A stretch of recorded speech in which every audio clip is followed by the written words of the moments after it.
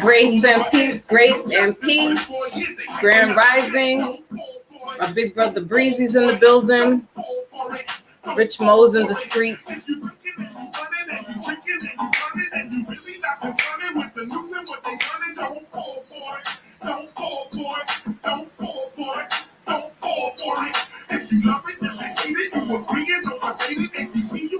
Let's see if we can get on Instagram. Don't you fall for it.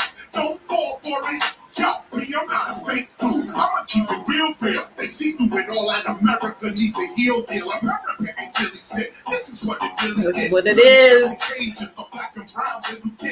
Grace and peace, Instagram, grace and peace. We're not falling for it today. Boy, we're not falling for it today. See, I understand that KRS-One, we won't get copyright. So we're going to let him play out for us. Breezy's in the building. Don't you fall for it. Rodney King, George Floyd, man, we all saw it. So don't protest with the minds, but don't move with Oh, salute. My brother Blizz is in the building. Salute. So Instagram, I'm gonna have y'all come over to YouTube in a minute. This is Mindful Monday. Listen to the KRS-One.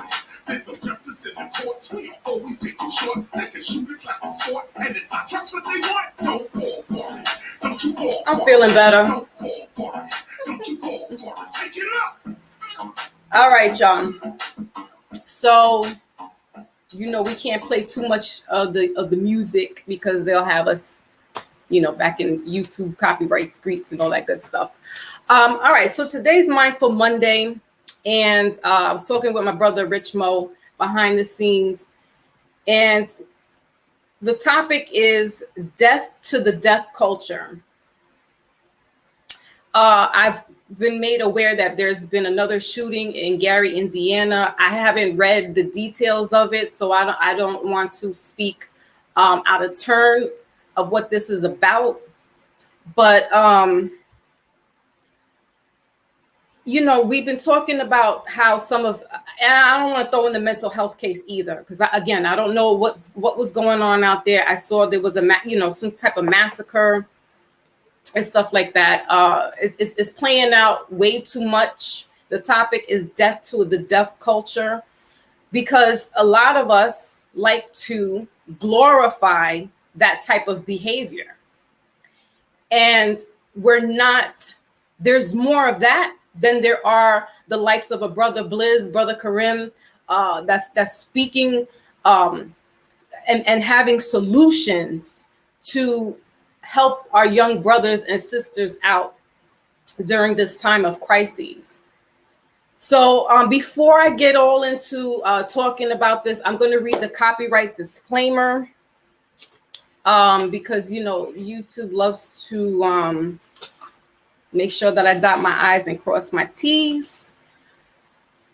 So I'm going to use my phone, and with that, Instagram rather, you guys can come over to YouTube and catch this live. I am live. I'll be here for about an hour or so, or you can catch the replay. All right. So I appreciate you guys for dropping in. Appreciate my brother who came in to see me on my live, my first live with you. And salute to my husband. His birthday is this week. The King of Kings. All right, y'all. So peace out. I will catch you guys on the flip side. All right. So YouTube, hang in there. Now let me get this copyright real quick, because you know how they do us. Uh-oh.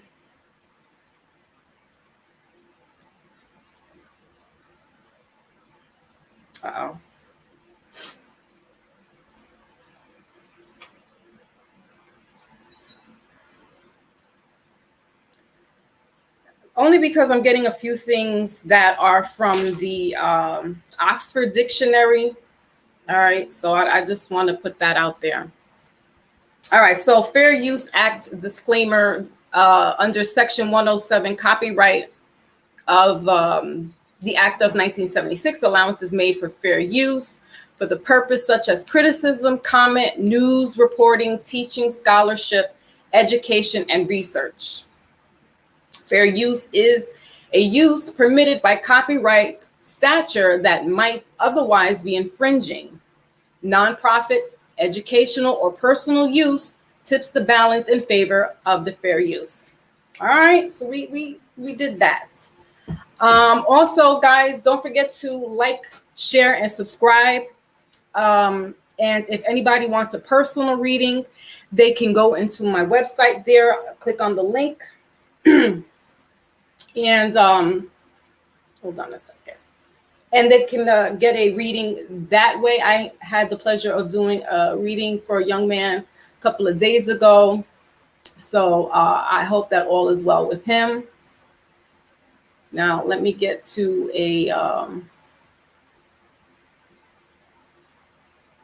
one of those meditation good stuff, because they don't, like I said, they don't want to hear us talking that good stuff. My pink is in the building. Okay. Hold on, let me turn this down because I have it very loud. All right, so with that being said, all right, I was made aware that there was a shooting in Gary, Indiana. I don't know the details of it, but it's just one of many that are going to keep occurring because we are in the months of Jason. And as I had mentioned to you guys before, read what the acronyms of Jason are, and you will know that that name is acronyms for something that the nefarious powers that aren't to be, they use this time for their rituals. We saw this happen 2022 with George Floyd, and there was a big chaos with that as far as a white man, or white police officers, one ethnic, basically assassinated an unarmed Black male back in May of 2022. Excuse me. So I'm going to read off, and bear with me, guys. I'm at about 95% healed, but I still have some mucus and stuff. So if you hear me, I got cough drops. I'm over my illness. Shout out to the powers that really be that made it happen. So I'm also going to drop the link down after I go over this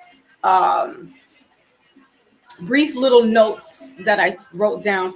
And so we can have this conversation, we can have this dialogue in regards to the death of, we need to put a death to the death culture. Too many of our youngsters are glorifying this. They're really lost in the sauce. They're lost in the whirlwind. And it's I almost want to say I want to go back into the 80s, as weird as that might sound, because yes, that was dangerous times and that was scary times. But for some reason, this energy that's here right now it's even more unsettling. But it's also a beautiful time as well. I don't want to take away from, the way evolution has to happen, but it's a crazy time. My Lotus is in the building. Yay! Okay, so I'm going to just read what the definition or the word culture is, all right? So culture, when we break that down, is kul and then chore, right? So we hear the root word cult. So pay attention to that word as I'm also talking about the Jason months and how that word cult correlates with the Jason months. It's the acronym for June, July, August, September, October, November. All right. Nefarious ones love to do their rituals. We just had a blood moon in the month of Taurus that just catapulted a whole type of energy. We just had a 666 day, and Tomorrow we're going, not tomorrow, Wednesday, we're having another 666 day. It's a portal. So, all right, so culture, arts, and other manifestations of human intellectual achievement. This is one definition of what culture is. The other definition is customs, arts, social institutions, customs, arts, social institutions, and achievements of a particular nation, people, or social group.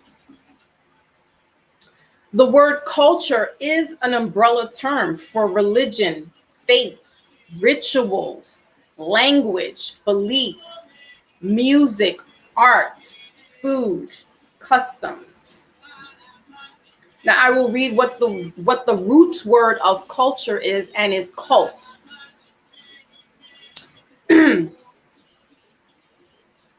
system of religious veneration and devotion directed toward a particular figure. This is what cult is, or a cult member, or cult leader. The other definition is a relatively small group of people having religious beliefs or practices. In modern English, a cult is a group that is defined by its unusual religious, spiritual, and philosophical belief, rituals, or common interest. Thank you, Fresh Breezy. Okay. Make sure you give a nice shape up now. You don't want no lines and you listen and you hear, what cult? Mess the poor guy's head up. Of course, we're going to do, we're going to have our wisdom oracle at the end of this segment here. But I'm going to read that last part again in regards to what cult is. All right. In modern English, a cult is a group that is defined by its unusual religious, spiritual, or philosophical beliefs and rituals or common interests. So I don't want to take away from any person that has been killed in any of these shootings as of lately. I haven't met any family members, or I haven't met any friends of these people who have lost their young lives and elder lives to this gun violence, right? To the guns, to the shootings.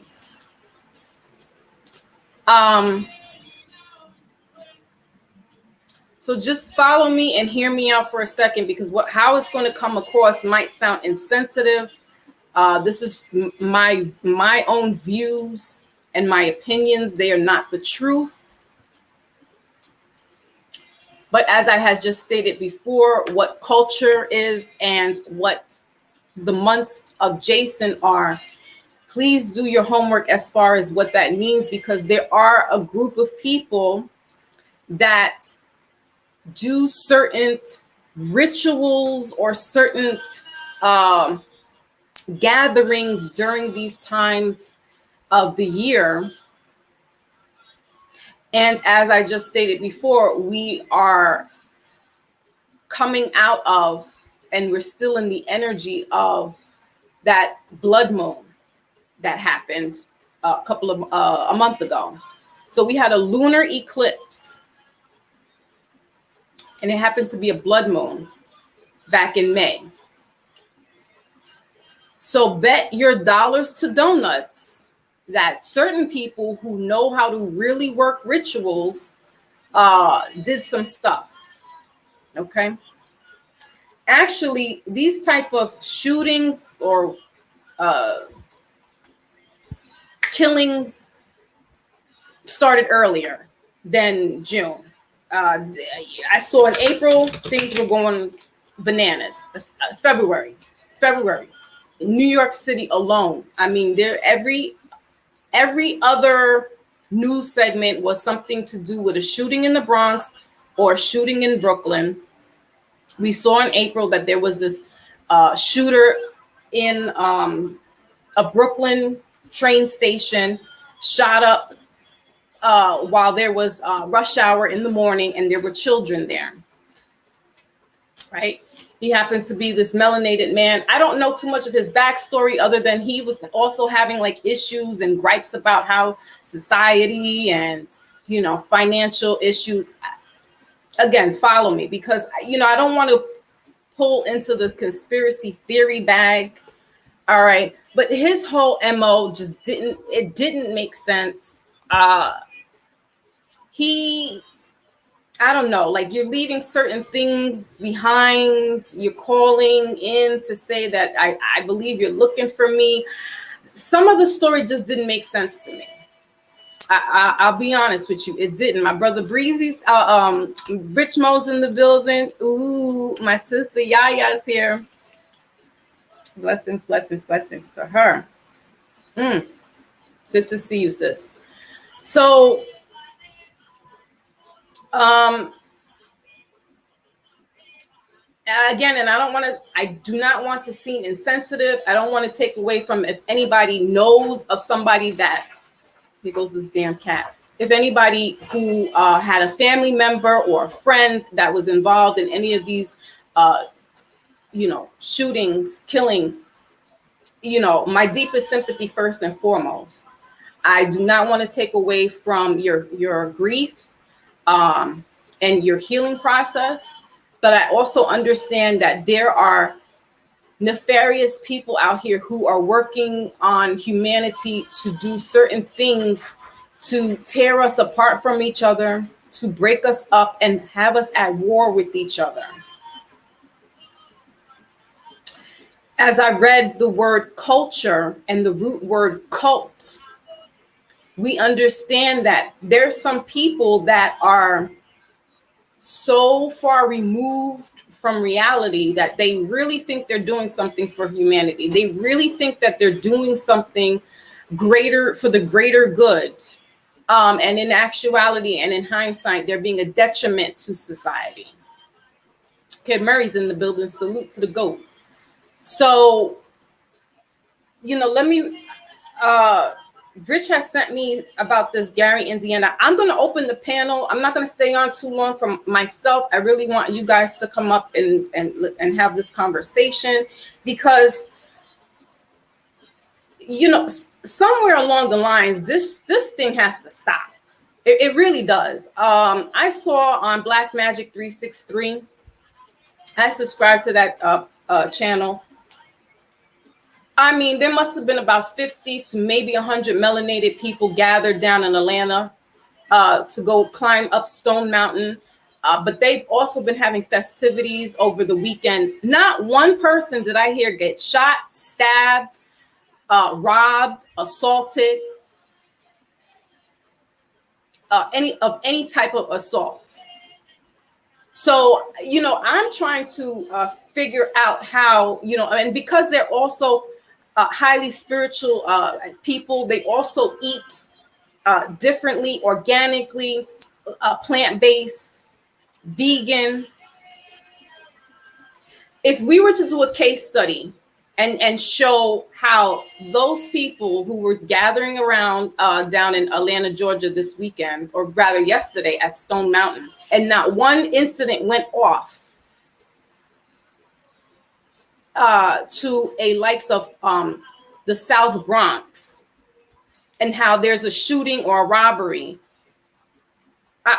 I would love to do a study, a case study, and a comparison. And I think I might. I have to talk to those people who went down there, you know, because it behooves me how we're hearing too much killing, and then when we hear a story of, you know, melanated people gathering together, getting on their frequency, getting on their meditations, just fellowshipping with each other.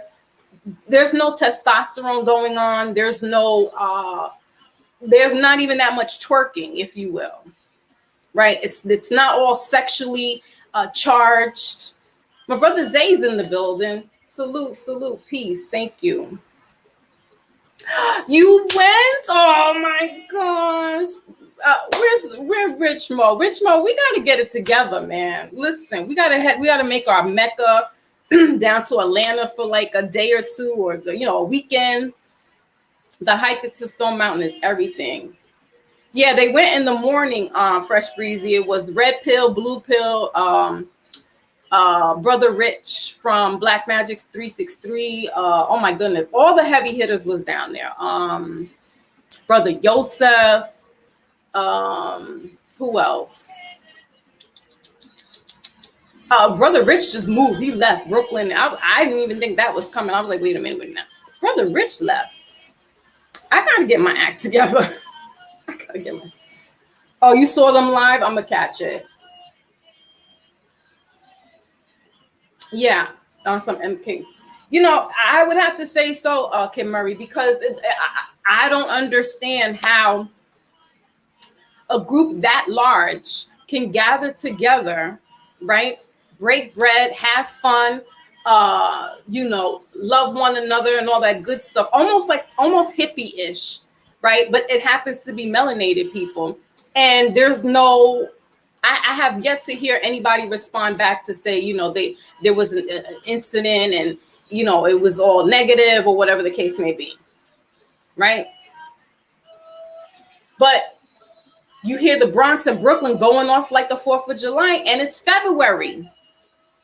Why? So we know that there's we're in that midterm or whatever they call it, where, the president is being evaluated and a whole bunch of political stuff that's taking place, right? So that's why I don't want to seem insensitive to any family members that were affected, specifically to any of this gun violence that's happened within the past couple of months, years. But again, as I said, it's too much, and I don't understand why it's so prevalent. Why is this happening more and more, right? And like I said, I almost want to say, take me back to the 80s. But the 80s was hellhole too. See, the thing of it is now we have we have cameras, so we can record everything and anything. And instead of recording positive stuff, we're posting stuff on WorldStar. We're dogging each other out, right? And we're putting it on social media. So that's that death culture. We need to have that ego die, because it's grabbing us more and more quicker and faster than trying to heal ourselves. So, the healers are out here. We're trying to do that work, but we're being overpowered and over bombarded by certain entities, certain people in certain positions that want to see our culture die. Right? They don't want it. They don't want the healers. They don't want, the likes of a Dr. Sabi. They don't want to, they made fun of us and said, during the Mercury retrograde, we're going to be at McDonald's. And I don't know how well of that was true, but they posted an article saying that they were going to do tarot reading while you get your chicken McNuggets. It's disrespectful. They're making all of this, doing the cards and, all as they call it, witchy stuff. They're making it more as a parlor trick now. It's a fad. It's a game. We weren't allowed to talk like this years ago, centuries ago.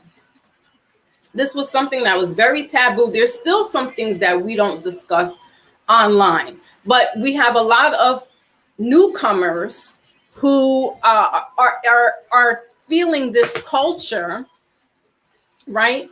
And they want to join in as like it's a gang, but there's levels to this. There's steps to getting, you just don't become, what I mean? You have to be initiated or some form of, baptism or something like that, right? I'm all over the place, but what I'm trying to say is that there are certain powers that think that they be are controlling the narrative. So, you know, I had mentioned to I believe it was on Brother Rich's channel, because he does like a meditation, and we need to have more of group meditation. Like, come on here, I'll open up my panel. Somebody who has a singing bowl. I don't have a singing bowl. I need to get one. You know, somebody can do the singing bowl. Somebody could be doing ashes. Somebody else could be, you know, reading off of a poetry. Somebody could be having the meditation music. And we all just sit for like 10 minutes in this group and uplift each other. The Schumann resonance scale shows whenever there's this influx, that's our vibration. And if we gather together, right, and we do this type of healthy vibration, healthy meditation with one another, it raises the frequency all around the world. It's not just in your little spot. It really, actually, I've seen it done. You know, I posted because Brother Rich had sent me an information in regards to a family worshiping in church in Nigeria. And I believe it was 50 people shot in their church. So it's not just America. I want that to be very clear, that it's not just America, but there's definitely something nefarious playing out. And it's almost like this kind of snake just waiting to attack, just in the beach or bushes, as y'all say, that's waiting to just strike. And, you know, you're the next victim. You have a singing bowl, Lotus? Yeah, we need to have that kind of thing. Just do one day of, you know, maybe on a Mindful Monday towards the end of the reading. I mean, towards the end of the segment, like just come online and because I did feel better when Red Pill and Blue Pill did this meditation, and everybody was just in the chat. You can feel the vibration just being uplifted. So we have to definitely come out here with our spiritual swords. Because there is a spiritual warfare going on, and if you don't know, now you know. There's a lot playing out that's they're trying to fulfill certain prophecies. They're trying to fulfill certain storylines to make it fit for them. But unfortunately, they're fighting against time. They're fighting against Big Mama and who's the universe. Because we're in Pluto retrograde right now. And what that means is she's coming to sweep up and you know, give that karma to whoever needs to be. Pluto is about karma. Pluto is about dying. Pluto is about resurrection. Pluto is about transformation. So yes, unfortunately, we're going to be seeing a lot more deaths. And as they keep saying, summer's not even here yet.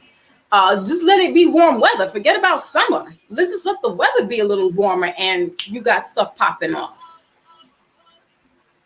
And you know, sometimes we're our own worst enemy.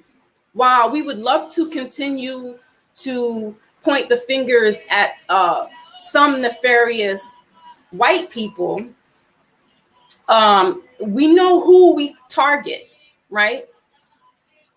But at the same time, we are our own worst enemy. Remember, I just said what 666 was on last Monday, or was that last Monday? And it's us. It's 6 protons, 6 neutrons, right? Carbon. So we are the beast. We are the beast. We're destroying. We're shitting where we eat, and we don't care anymore about it. We don't care. Some of us are literally sitting and smelling our filth, and just is like, oh, let's light some incense right next to it, because the smell will go away with the incense. You're really sitting in your own shit, and you don't care how it smells anymore. That's the way the world is going.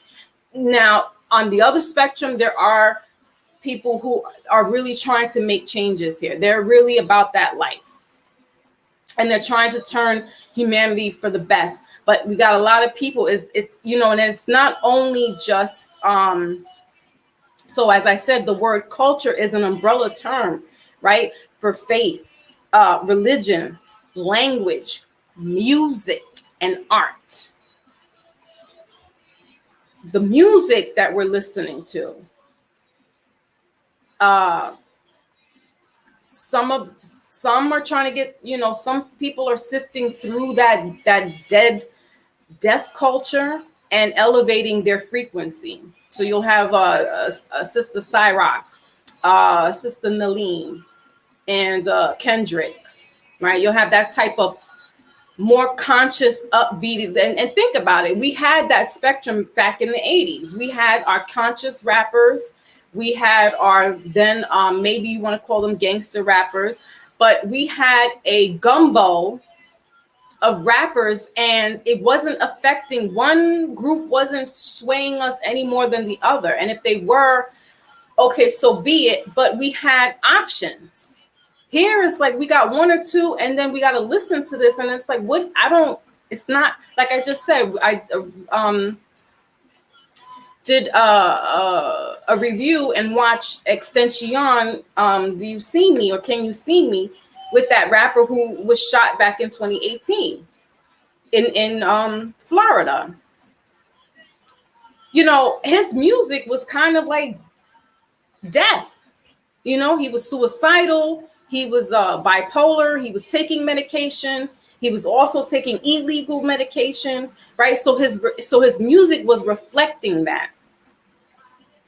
But he was on his precipice of, all right, he knew he was going to go in or whatever the case may be, but he was also trying to change his tune. He definitely was trying to do the meditation, go sit in the corner, do this reflection. Taryn's in the building. Salute, salute. Thank you.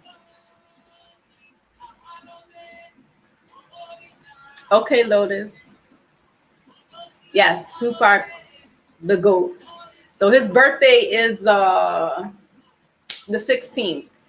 Well, would have been the 16th if you subscribe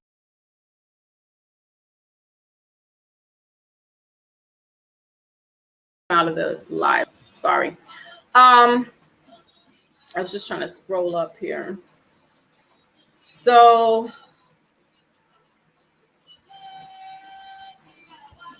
I'm going to open up the floor in just a bit, but I wanted to just kind of mention that there's a couple of other articles that why is it smoky in here, that Brother Rich has sent me.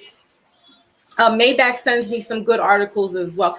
I didn't read all of them, so forgive me. That's why I don't want to kind of speak out of tune or out of turn when it comes to that. I do know that there was a shooting in Gary, Indiana.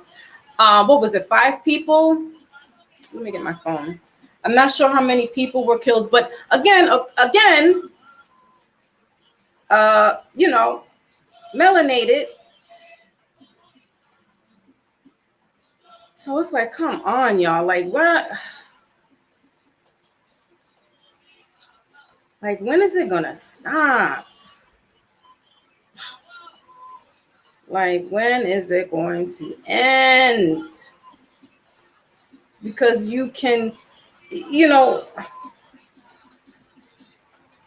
so this happened. Okay, I'm gonna have somebody come up here. Maybe Rich, if you can come up here. So 2 people were killed and 4 others were wounded in a shooting at a nightclub. Okay. Now peep that. Now see, I'm going to start sounding going into my conspiracy. George Floyd worked at a nightclub, right? This is the 20.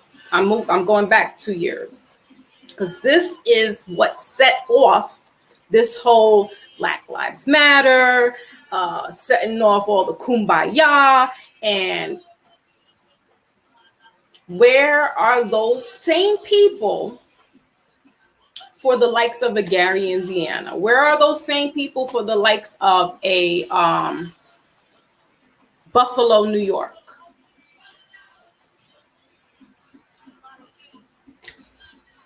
It's not a game. It's not a fad. It's not a fashion. You guys, and bless their little hearts if they feel like they were doing something and they're walking with their Black friend and their Black sister girl and they're like, we're here for you. You will never understand. You can read it in the books, but it's not your life. You will never understand what it is. I probably won't, because my skin complexion is so light.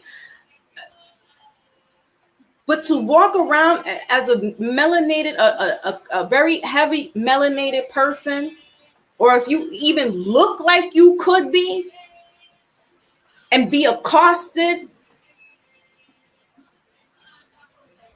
you don't know about that.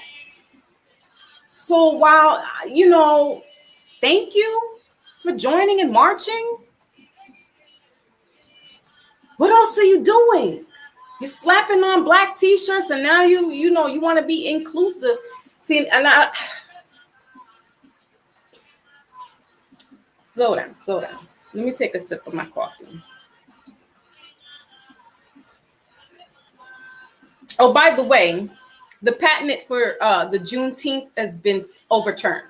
So you're not going to be seeing that ice cream with the Juneteenth, and it's not patented anymore, because we got a hold of them. And a lot of us was making a lot of noise about how dare you, corporate, patent something that my great-great-great-great-grandparents endured.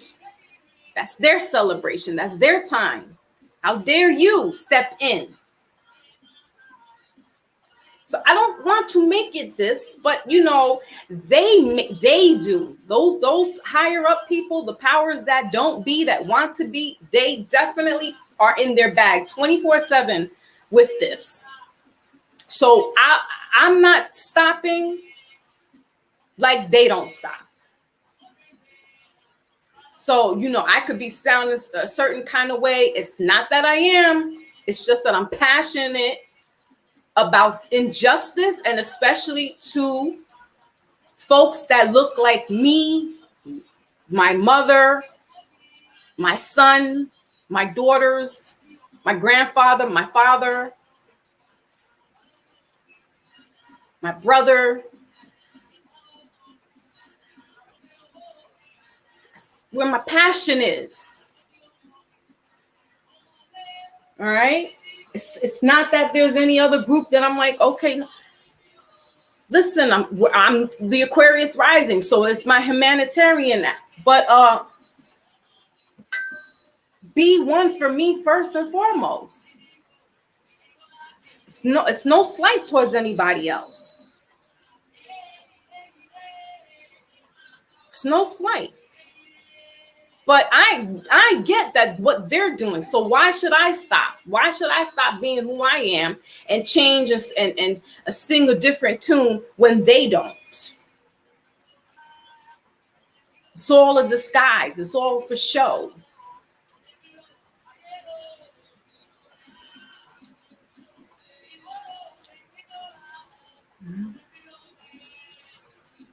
Texas people.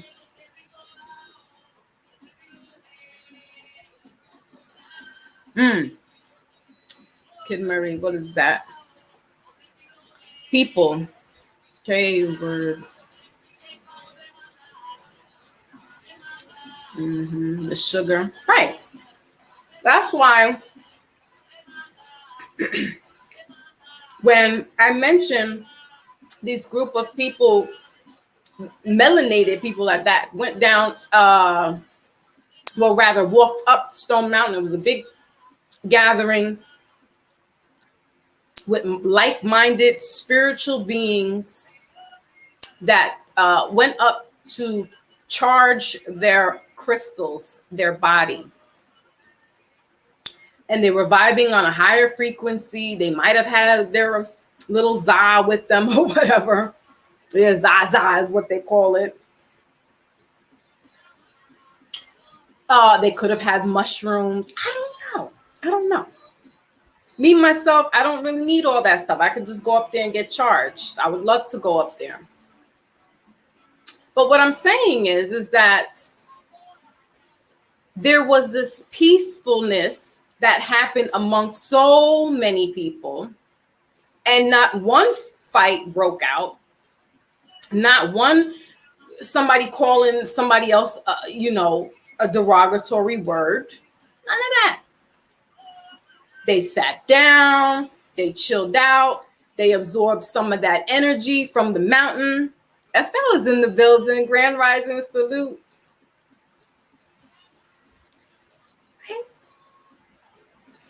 But here we at the strip club, and we, like Kid Murray said, there's sugar in the alcohol. We're getting a little loosey-goosey.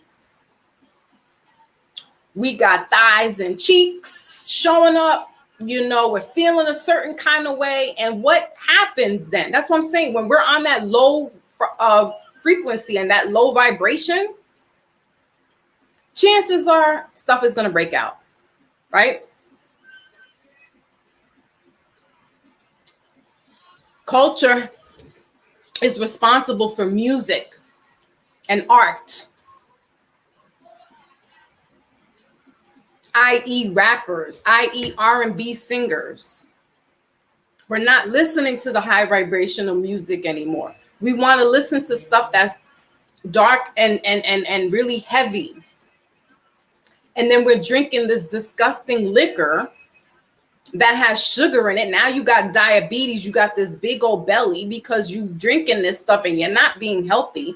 It's really messing up your whole mind. That's why I'm like, death to death culture. Death to it.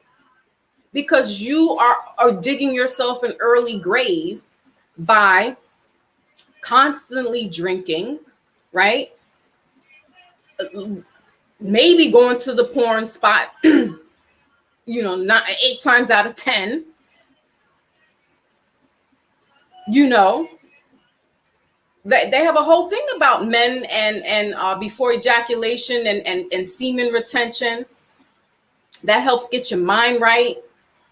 We got a lot of work to do. We really got a lot of work to do. People just don't even know that there's a lot more than you think it is. We got a lot of work to do. We are behind. Some of us are caught up. But some of us need to really catch up real fast. It's what we call the quickening. We are in the quickening right now. You will get swept away, and that's it. We don't have that many lifeboats. We don't got that many life preservers. While I would love to save everybody as possible,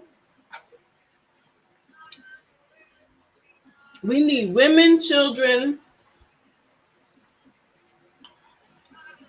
We need the men folk, the healthy ones.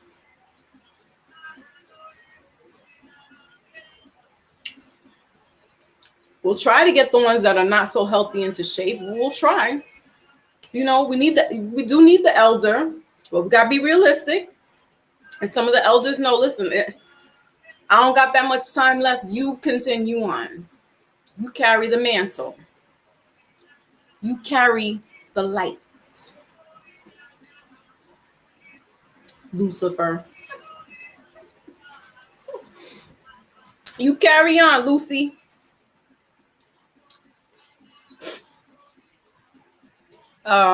Used to listen to low vibrational, changing it now. It's just a small, listen, some would say Tupac's music is low vibrational, but he's a mix.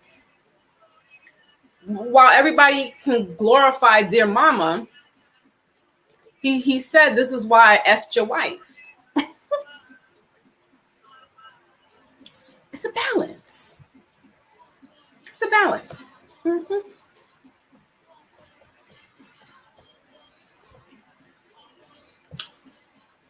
BS is in the building. Salute. And grand rising to you. So yeah, drinking spirits comes to your body and takes over. That's why they call it spirits. So we have to be careful, as I just said, with these with the word cult, right? Culture, because cult is the derivative of that word. And if we're listening or we're watching, right? Because art also is in the form of TV programs, dramatizations, acting. That's a form of art, right? Food.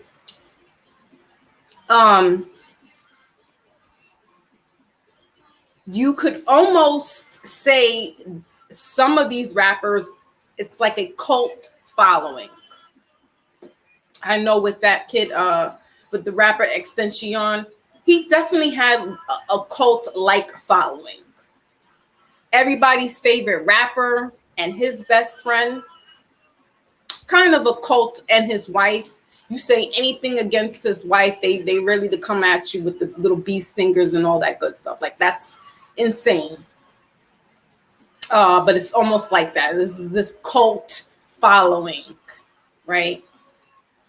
Where they're giving veneration and devotion to this particular person. Now, listen, I love me some Tupac, and I'm devoted as best as possible.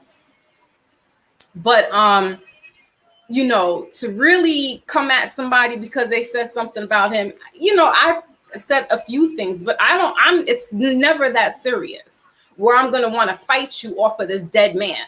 It's never that serious. And it's almost to the point where you can't even say your favorite rapper's name on certain platforms because, and I'm like, what? Oh, please. Like, please. Because he will never be. He will never be. Okay. So, Lotus says you can't even have a shadow without the same form of light. Then there's no light without darkness. Exactly. So Texas had a shooting as well. All right, with the children. Some of these occurrences are natural order of things, respectfully. Yeah. I'm looking at it in all angles, guys. I'm not, like I said, I don't want to take away from anybody if there has, if they're connected with somebody who, was killed with any of the shootings, but it is almost divine order. It is, like I said, karma's here. We're in retrograde, Pluto retrograde. So that's looking like a swarm, rapture, if you will, of people. Like I said, we're in the quickening right now. So, babies, elderly, it's sad. It's really sad, but this is what we're seeing. It's almost like biblical times playing out in a sense, if you subscribe to that. Okay, so who else do we have in the building? Right, Rich, low frequency. FL's a rapper? Had to change my tune up. Okay. Yeah, FL. And that's why I'm like, again, I don't want to take with Big Cassie, my big cat. I don't want to take away. You get what I mean? Like, I really don't want to be disrespectful to anybody, but I do understand that there are certain things that are playing out right now in the months of Jason. We had a Friday the 13th, and then we had a lunar eclipse right in that weekend. If you don't really know what I'm talking about, it's a little too much to explain to you right now, but I would start with going online and just reading a little bit about what blood moons and what eclipses are about, right? Then switch gears to the acronyms JASON, J.J, S, J-A, it's spelled Jason, but with 2 J's. Read up about that. And then you start to just make your own dots connect. It's a lot. Some of it you can't really talk about on these type of platforms. So, it's what it is. Then you will understand when I talk about these type of, you don't want to get into the conspiracy. At the same time, it's like, I don't know about all that. If you can't stand in the heat, get out the kitchen.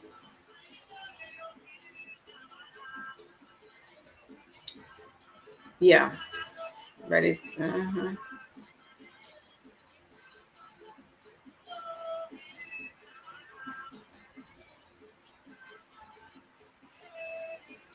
Yeah, FL. That's why I was like, it's deeper than rap. All the way the planets are aligned. Yes, and we just had some planets aligned. I think they're still in alignment. I thought it was going to be the end of the month, but it was this week. The way the planets are aligned, there are going to be even more kissings. We also have to remember we're making room for the babies. Yep. All kinds of lower vibrational energies. Yes. Yep. Okay, let's see now. I'm going to put the link in the chat. So if anybody's interested, during the eclipses, they can come up and join me.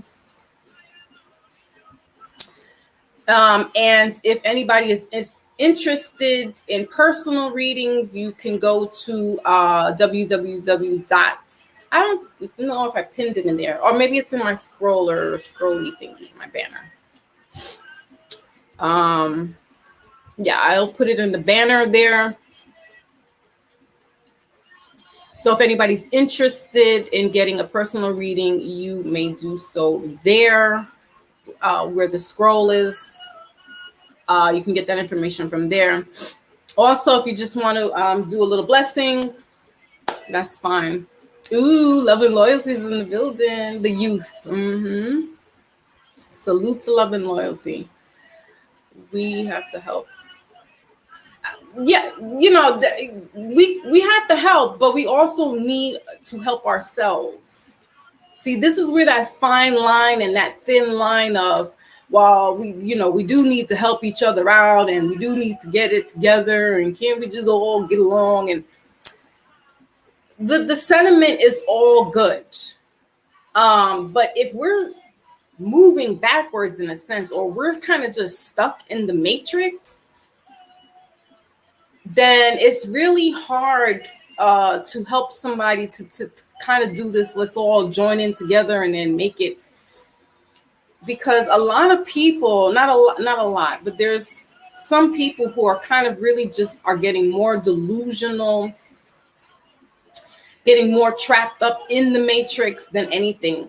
Hold on, y'all. Let me open my windows. It's smoky in here for some reason. Maybe it's the incense.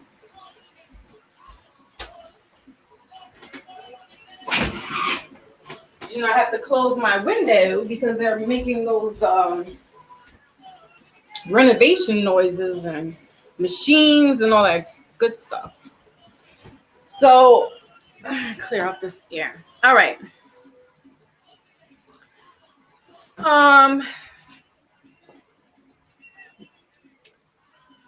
So what was I saying? Okay, so I'll drop the link again. Anybody wants to come up.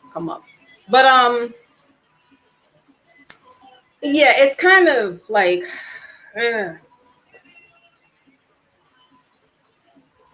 you help the ones that want to be helped, but you do have a lot of these people out here that are trying to live their best lives. They're talking about now it's going to be another hot girl summer, and I'm just like, oh, y'all couldn't just wait.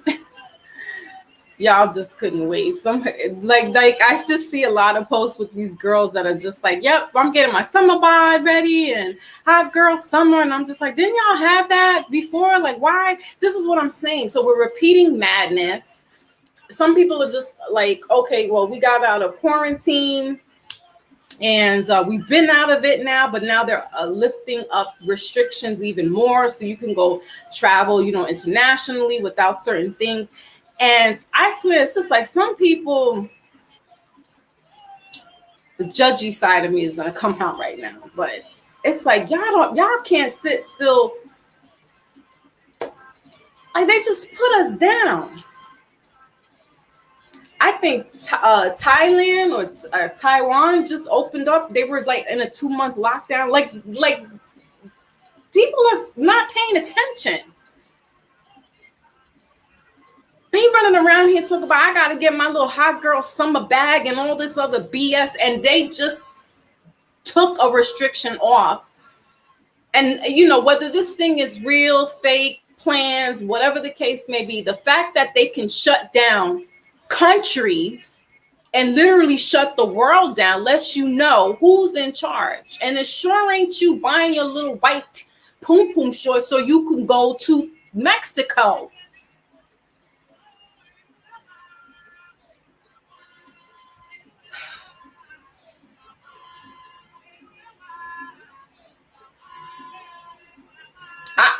I'm gonna try to make my birthday week, the summer months count, but it's not going to be no hot girl summer. It's research I'm going to be doing, finding working with family and trying to get some stuff going. I'm not going to say too much because certain spiritual ear hustlers be in my business. Saw how they threw a monkey wrench at me, like, oh, put her down. And I was out for the count for like a week. So yeah, I'm not gonna you'll see when I post pictures, God willing.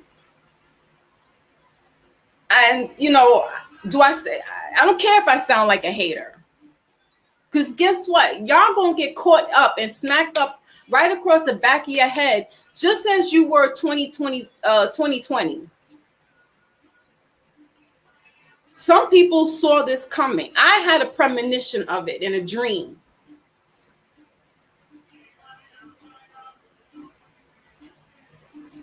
I didn't see to the extent of us being locked down. That I didn't see. But the fact that happened should be giving us a telltale sign now. We live every day as if it's our last. Oh, that sounds pessimistic, Foxy. That's not uplifting, Foxy. That's not, you're talking low vibrational, Foxy. I'm talking real. That's first and foremost. Don't put me in with no rose-colored sunglasses on. I need to see the actual color. I need to see that. I put the sunglasses on, the rose colors. I think everything is everything.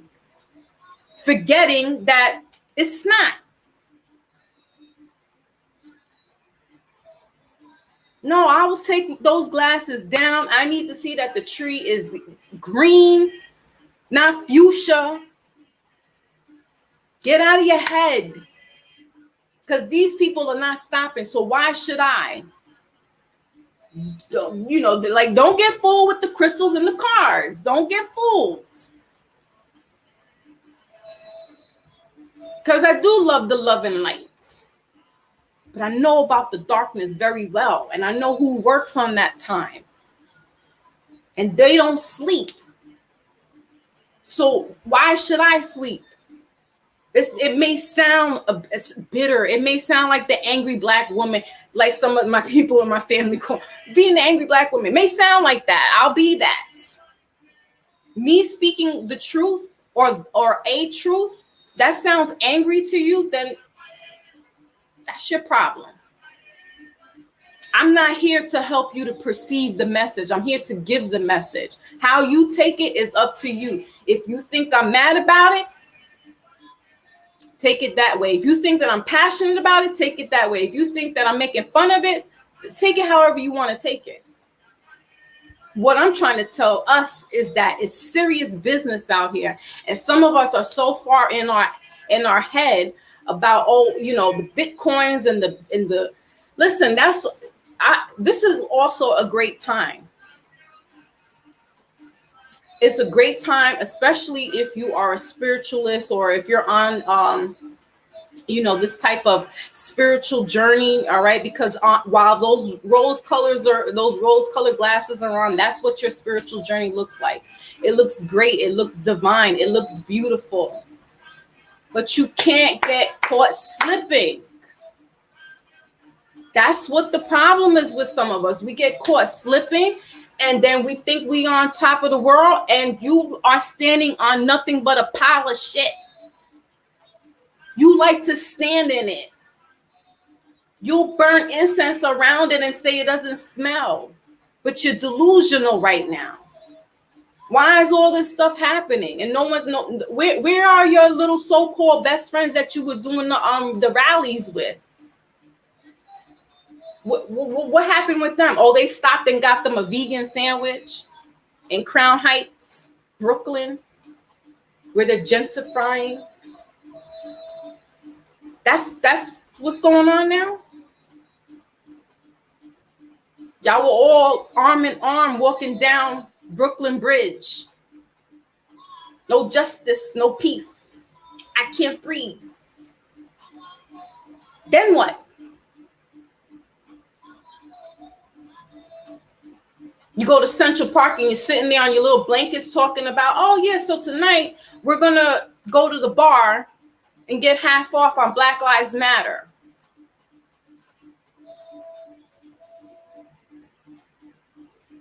I need to calm down. Oh, and by the way, it's going to be Juneteenth. Sunday. Should I calm down? Should I calm? Maybe I'm doing too much. Maybe I need to calm down just a little bit. I might have to calm down a little bit. I might have to calm down just a little bit. Ace was in the building. Salute. Talk freely. Thank you. Thank you. My brothers said it. And I shall. I shall.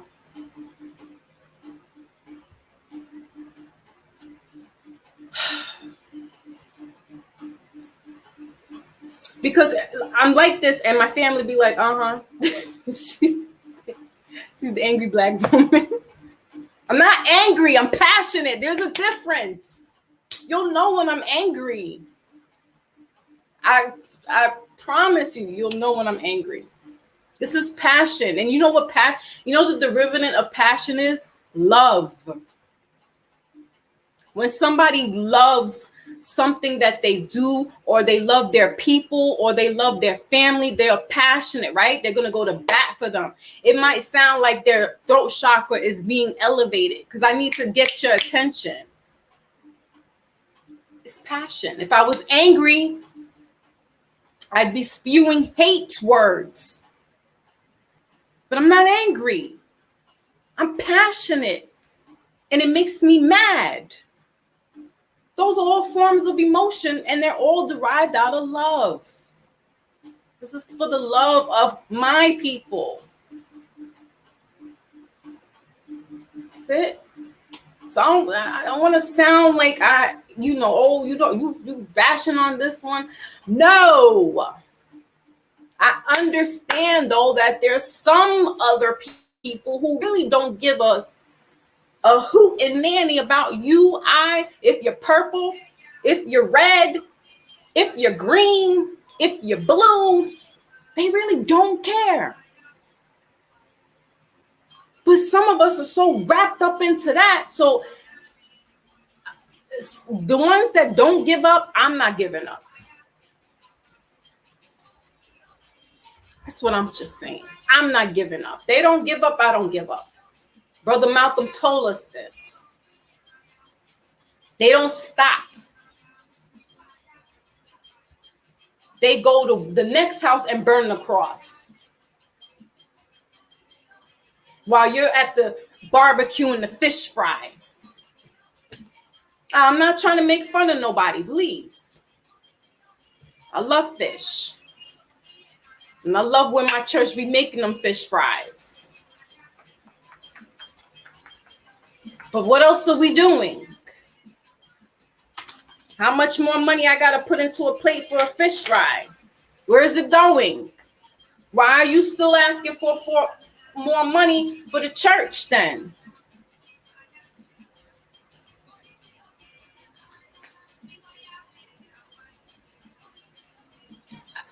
Where are the programs for the children? Where is this fish fry going? You add in another coat of paint? Get them kids to paint it for free. Teach them vocation. Stop. Well, here's the other thing. We're also now money hungry. We're also generated on this rabbit hole machine. The shit crashes, then what? We just saw what happened with Bitcoin. I'm all for this whole, different kind of bag thing. I don't think I'll ever completely get into it because it's out of my league. It's out of my generation. But for my children, I will help them and try to collect what I can for them to have so I can have that for them. But I'm not coming in from that electronic money generation. I'm not. I'm coming from paper, gold. Sorry, y'all. You know what I mean? So it's different for me. That's tangible. If I need to barter something, Cash App goes down for whatever reason, how can I send money to you? Do you get what I mean? We're so caught up on that digital shit right now, and we're thinking that's the best thing since sliced bread. And guess what? It is. But there's too much more behind it. There's a cookie crumb bread trails. Follow the bread trails and you will see. They're only giving us enough to make us look like we have something. We're not completely free. So while, yes, Juneteenth sounds nice and the people who's been celebrated, rightfully so, but I'm done with the barbecues. I'm done with the picnics. I'm done with the whole fish fries at church. I'm done. I'm done. Don't invite me. I'm not going. I will be a Scrooge, and I have been a Scrooge. This is why my family doesn't invite me nowhere. I don't want to go to your barbecues no more. I've been there. I've done that. It's cute. It's fun. But then what? We're still crying. You done spent all your maybe hard-earned money to get you what's coming up next. 4th of July? No, wait. It's Juneteenth and then 4th of July. And they're both revolving around blacks. July 4th was what?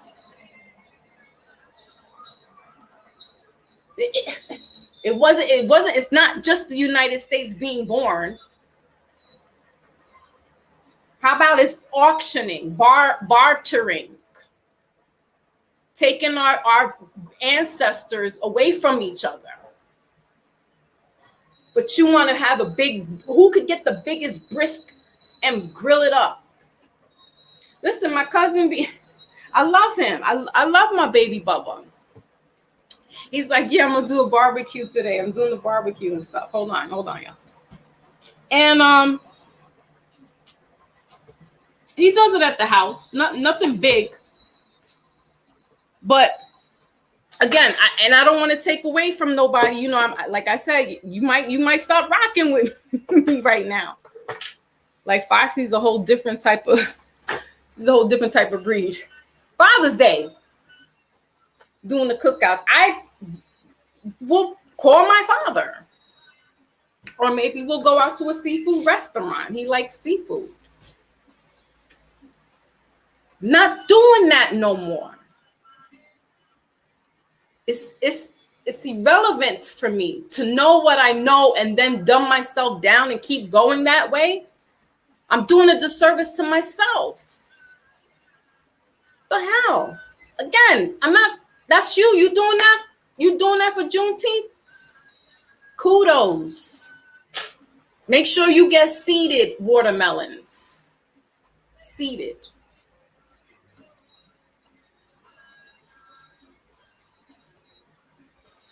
But for me, I'm not.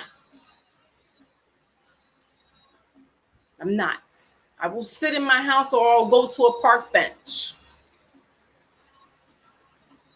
And New York City, read what New York City 4th of July 1776 was. Where do you think Wall Street, where do you think that word Wall Street came from, and why New York City is the capital financial district of the world? Stop playing out here. Please stop playing. Please stop playing out here. Please.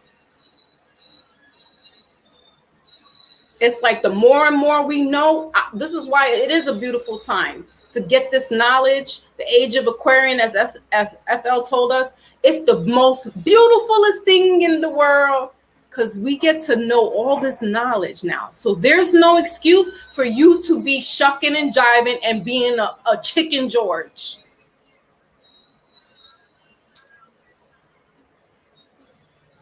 I understand some of us can't get out of it. We try. Sometimes it calls us. We want to go check on the family and go to the barbecues. I understand.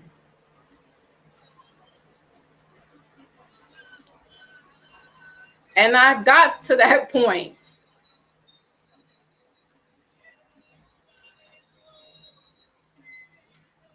God has a way of doing things. And you know how the expression goes, God moves in mysterious ways. Prior to 2018, I was always going to either my stepbrother's house. They would cook a Christmas dinner. And then over at my dad and my stepmom's house, they do Thanksgiving. So once upon a time, my grandmother, it was just us doing Thanksgiving.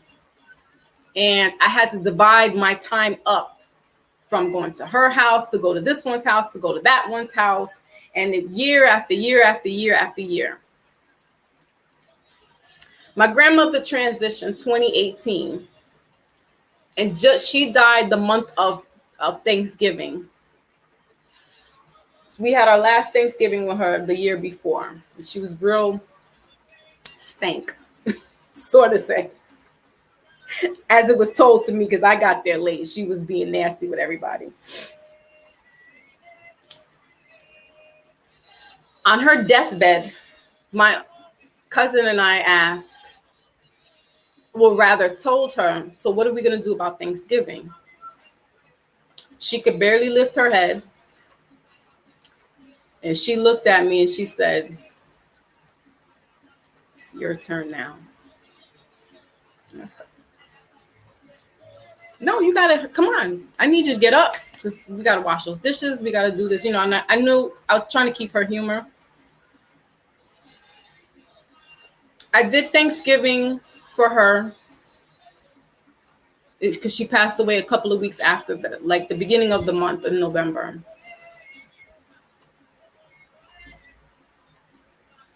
That's the last. She gave me an excuse even more so not to celebrate any more holidays. Christmas has been tough because my little one's like, Mom, why don't you put the tree up? And I'm like, so I don't put the tree up anymore.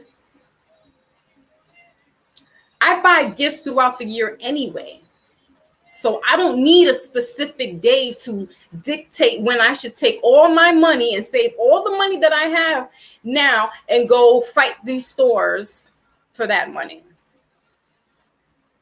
Or go get your whole, big Texas ribs and all that good stuff and go stand online.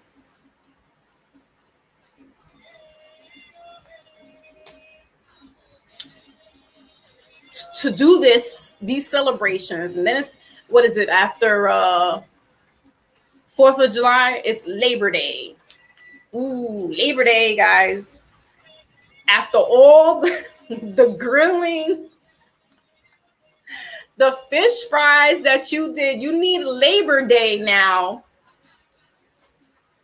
to end all your fish fries. I'm just messing with you guys. But you see what I'm saying? Like, what are you giving us? If you remember when we were younger, we used to have fun with our relatives eating watermelons, right? And spitting it. I stupid me would swallow it. And then it'd be like, oh, you're going to be pooping out watermelon seeds. Like, oh, really? Or they're going to grow in your belly. And I'm like, what? No. Yep. So FL says change your diet.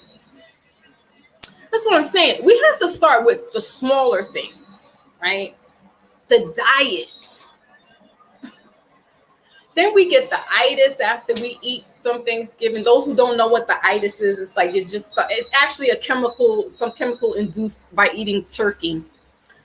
And colored folks will say, "Ooh, I got the itis now." They're ready to go lay down and take a nap, right?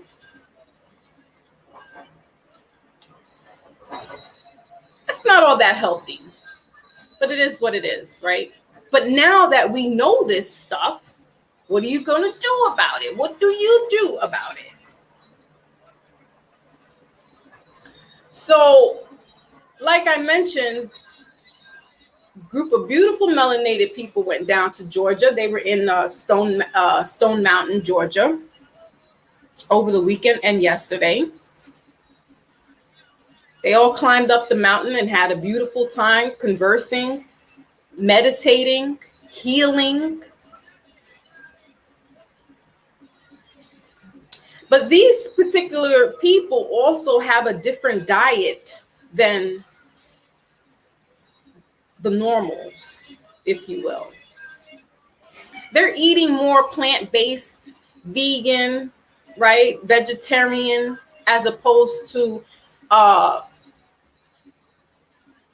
the pork rib that's about to go on the grill over the weekend. Listen, Puerto Rican's Day Parade was yesterday. There was a whole bunch of banh mi cooking and you name it, all kind of pork chitlin, crackle. All right. A lot of pork was being cooked yesterday for Puerto Rican Day Parade in New York City. I don't bother with that stuff either. I think it's commemorating the Puerto Ricans migrating to New York City, something like that. Or Puerto Rico's independence. I don't know. One of the others. Yeah, it really did look beautiful. And I'm going to catch their live. This was Red Pill and Blue Pill. The Reasoning with Raz Girls here. Salute my beauty queen.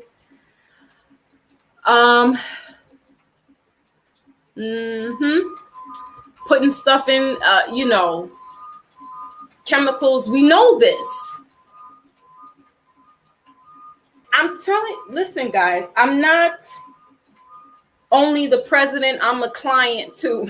If y'all remember that commercial. I'm not only the president, but I'm a client too. I have my moments. I bought some oatmeal ice cream. But it's oat milk, so that's not bad. And then what else do I have here? And then I bought like these little strawberry cupcakes. Listen, I'm not sitting here driving a wedge and letting you know, or cracking the hammer down and letting y'all know, listen, you got to eat this, that, and that. I'm a realist again, like I told y'all.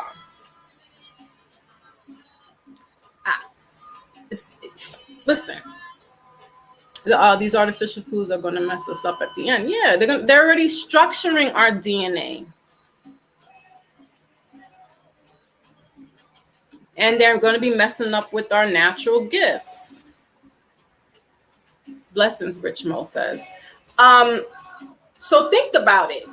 If you have these people who really are not eating processed food like that,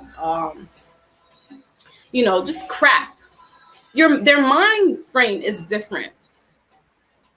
They're also in an environment that is highly vibrational. That mountain is made out of granite. So it's also the location. It's also the dieting, right? So, is it ever a wonder to you where you go to certain places and you're always kind of feeling a little more fiery and riled up than you would be it's the location. Being aware of your surroundings is really a thing. Besides, making sure that nothing happens to you, but it's really a thing. So you throw all that into the mix. That's a recipe for things to be slightly better than you having, hog maw, chitlin, beni, stuff that's not the greatest for you. then you're wondering, why is my foot going to get amputated? Why do I still got diabetes? And medical disclaimer, I am not a medical doctor. I'm just saying I switched my major from nursing to being a nutritionist. I worked in healthcare for almost 20 years. I know a little something about something. I've seen children who've come into my doctor's office because their liver, and I work specifically in liver transplant for pediatrics, and seeing parents come in and their babies are like 2 tons of fun because they're not giving them the proper diet. Now their poor little liver is failing because it's in overload with trying to clean and filter and do everything it needs to do. So, okay, no problem, Rich. She said, chill, she's working. Aw, yes, girl. No, and right. So, and excellent point, Lotus. Too much vegan isn't healthy either because it depletes the natural nutrients that are already in your body. And soy mostly is not a good substitute. So no soy, no tofu. I would say Dr. Sebi's diet is pretty good, but it's very rigid because it's alkaline. And also know that some of us need certain proteins in our bodies, right? And some of us need to excrete those proteins. So while, I'm 130, if that, and I'm 5'7", I'm right in my BMI where I'm supposed to be. But if I go 5 pounds less, I could be like in a what they call oh my gosh, like I'll be out of my natural weight. Like I'll be underweight or malnourished, right? So we need to eat certain things that will help us, but we have to educate ourselves as to what it is that we need to eat, right? If you can go seek a holistic nutritionist, and they can kind of help you gear you towards what you need to be for your height and for your weight, right? And we know that men's builds are different from women's build, but then there are some real linebackers out there that are women, and you're like, damn, she big, like huge, big diesel arms, like I ain't messing with her. So we have to know that. So if we start doing that, I bet you dollars to donuts that certain neighborhoods, I'm going to say communities because it's like, well, what community, right? Certain hoods are going to shift their way of thinking, their way of talking, their compassion. We eat healthy like Big Cat tells us to because health is wealth. If I keep eating pork rinds and Coca-Cola, oh, sure, I'm making a lot in Bitcoin, but chances are I might not see it till I'm 35 and I might not see that money. Why? Because now I got clogged arteries. I got kidney stones because I'm drinking all this soda. I got hypertension because the pork rinds got salt in it. Do you get what I'm saying? That's what it is. Linebackers. The League of Loms, as Vicky Diller says, LOM. You too big to be running after somebody and tackling them. Sit down.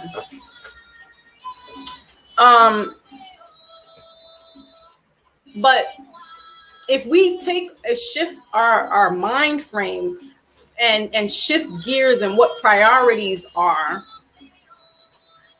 we can be in a lot better shape than we are now. And I'm not talking about on the physical. I'm talking about the spiritual. I'm talking about the emotional, the mental. Right? Also, remember, in culture, it's not just the music, but it's the art. It's what you're watching on TV. Culture. Football is a spell too. I know. Look, a fella's about to come at me. I know. I don't watch it no more. Steelers, Ben Roethlisberger retired. I've retired from the Steelers. I don't watch the games. I don't watch football. I don't watch basketball. I'm a boring person. I told y'all the other day, I'm simple. I like stupid TV shows like Supernatural, old documentaries, old black and white movies. Rarely do I like comedy unless it's like Anchorman. I'm more of a serious type of person, so maybe that, so I could be boring to some people. But it's like, don't get it twisted now. I have ran through and did my thing. It's just, I've always been the type of person though to find interest. And, my parents, we were coming from that age where you had to go read a book. Oh, you're bored? Go sit down and read. So, you got to make do with your head. We didn't have this laptop and tablets and video. I didn't have a video game. I had board games. I had to borrow from my friends. Like, can y'all let me borrow the Atari and stuff? And even they were acting funny with it. And I'm just like, but I didn't have that. So I know how to make do. That's what I'm saying. I like boxing. I like to actually be in like to do the boxing.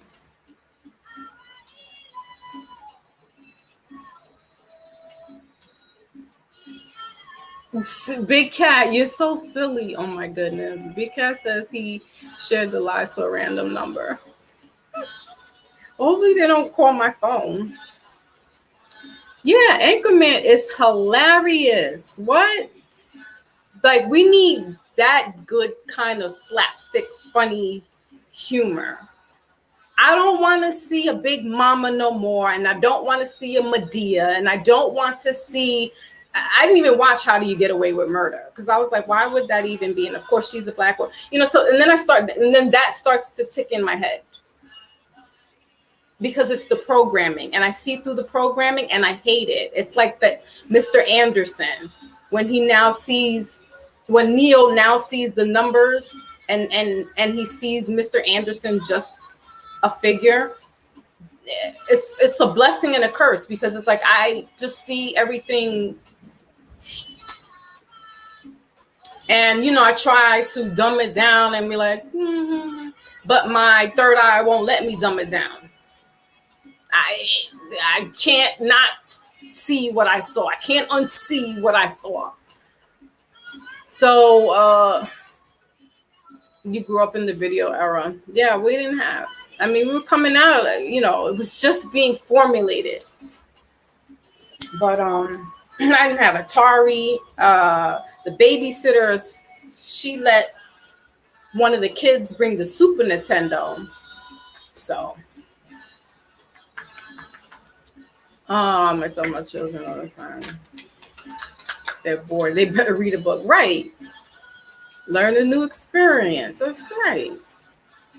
Kids don't understand. That's why we gotta really reach them. And I know it's hard because we're in competition with something that is way out of our pay grade. Chemicals in foods also lowers the male sperm count. Right. Because and that's what I was talking about earlier, is sperm retention. I don't know about that. I'm not going to even begin to sit up here and talk too much about it because I don't have that. So, who am I? But there are people that are savvy that know. And I think it's right before you ejaculate, you hold your sperm in, and then you can do your manifestation. That's something different. I don't, I'm still learning about this, all this extra stuff. So I'm dropping the link if anybody wants to come up and chit chat in regards to this topic. But be mindful about certain keywords, right? We got to talk in codes and different names for certain things, because YouTube screens do censor what we say. So, we try like not to do that cursing. All right.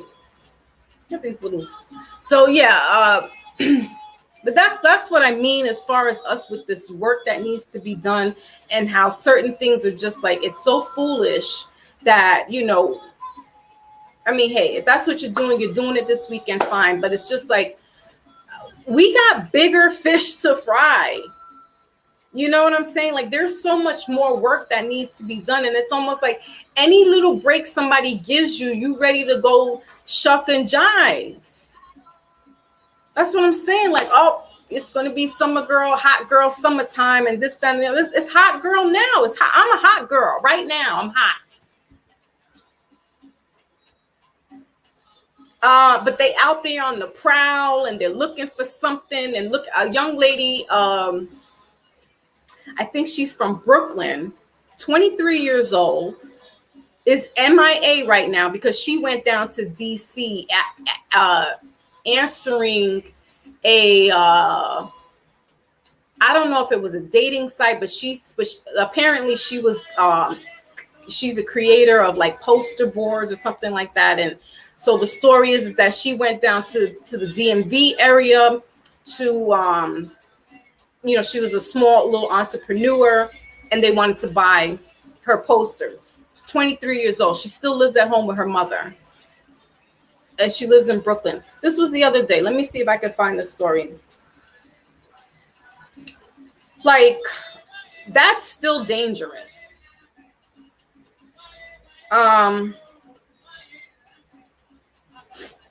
That's very still much dangerous. And she's 23 years old. She went by herself. So hold on. It was in the news. What was it? Today's Monday. I think it was like Saturday. My heart, I was, oh my God.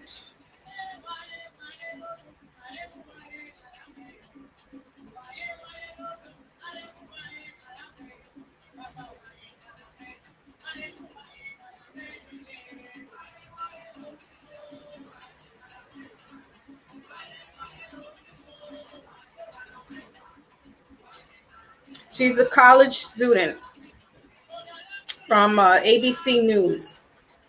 So fair use, fair use, fair use. So ABC News says, family of missing 23-year-old woman from Brooklyn seeks answers.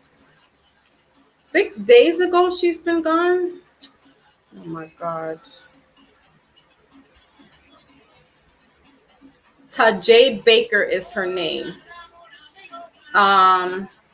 She was a budding artist and was in her final semester of college. A family is searching for answers after a young woman from Brooklyn vanished after taking a bus to Washington, D.C. to make posters for someone she met online. Tajay Baker, a budding artist, was in her final semester of college. The 23-year-old lived with her mother, but now she's missing. After this rally, I'm going back out there. I'm going to find my daughter, says mother Toquan Baker. The nightmare began May 1st as Tajay took the bus to Washington, D.C., supposedly to do some posters for a woman she had met online. Then came the nightmare of silence. Where's my daughter? She got off at Union Station, D.C., the mother said, and despite the desperate family filed numerous police reports to complain, the first police flyer put their missing. Hold on. The desperate family filed numerous police reports to complain The first police flyers put their missing persons on a wanted poster. Wow. Wait, did y'all catch that? Hold up. So in DC, the family filed for a missing person, but they had her on a wanted poster.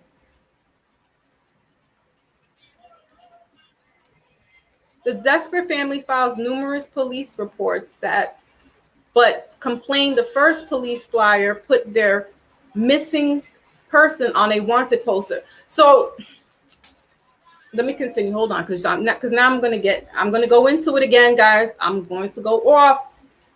Eventually, the mother found some leads and was given surveillance video, which she shared with an eyewitness. Eyewitness told to Jay called from a phone in a salon on June 1st, and in a whispered and scared voice begged to be rescued.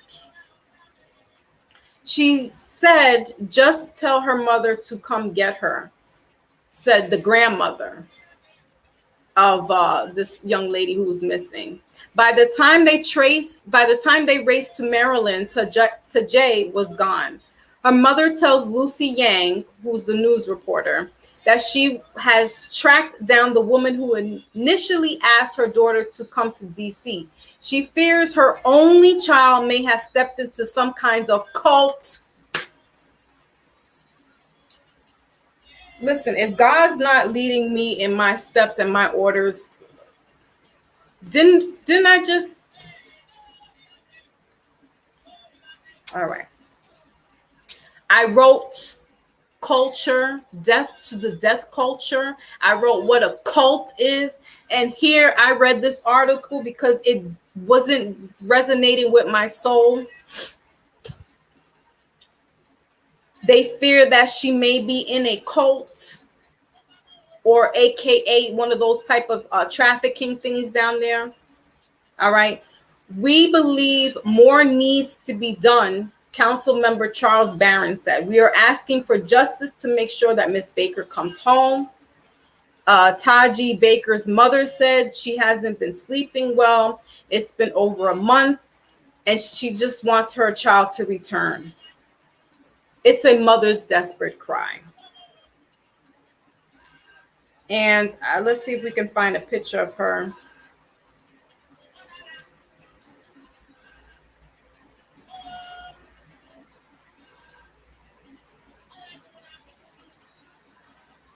Okay, so this is what this young lady looks like. All right, she's 23 years old. Last seen in the DC, Maryland area. And her name is Tajay Baker. So if anybody is, I'll show her picture again.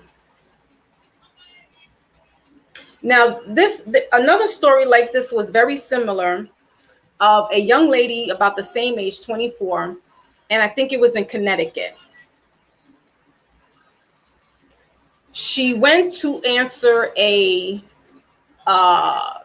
online dating whatever, and apparently she meets an older, now if she's 24, I think the man was like 30 something, almost 40 years old, a Caucasian man. He's the only witness to this young lady because he was the one who had some kind of relation with her. And she was found dead and bludgeoned. She had blood all over her. He had blood all over him. I think, did she make it to the hospital and their family pulled the plug on her? Or did they find her dead? Anyway, the story is very similar, and it just happened maybe about a year ago.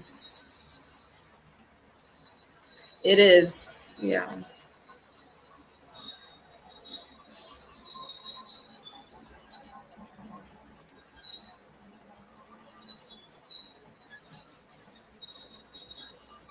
Oh, okay, yeah, Lotus.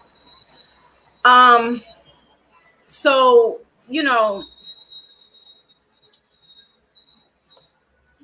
We do have these low vibrations. Yeah, it's good to be single.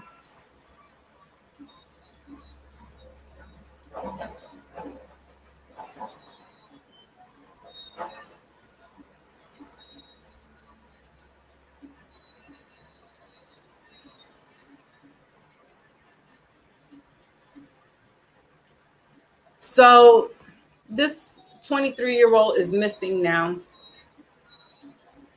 She kind of looks like the other young lady that I was just telling you about, that they found her dead. So see, again, my spidey senses start to kick in.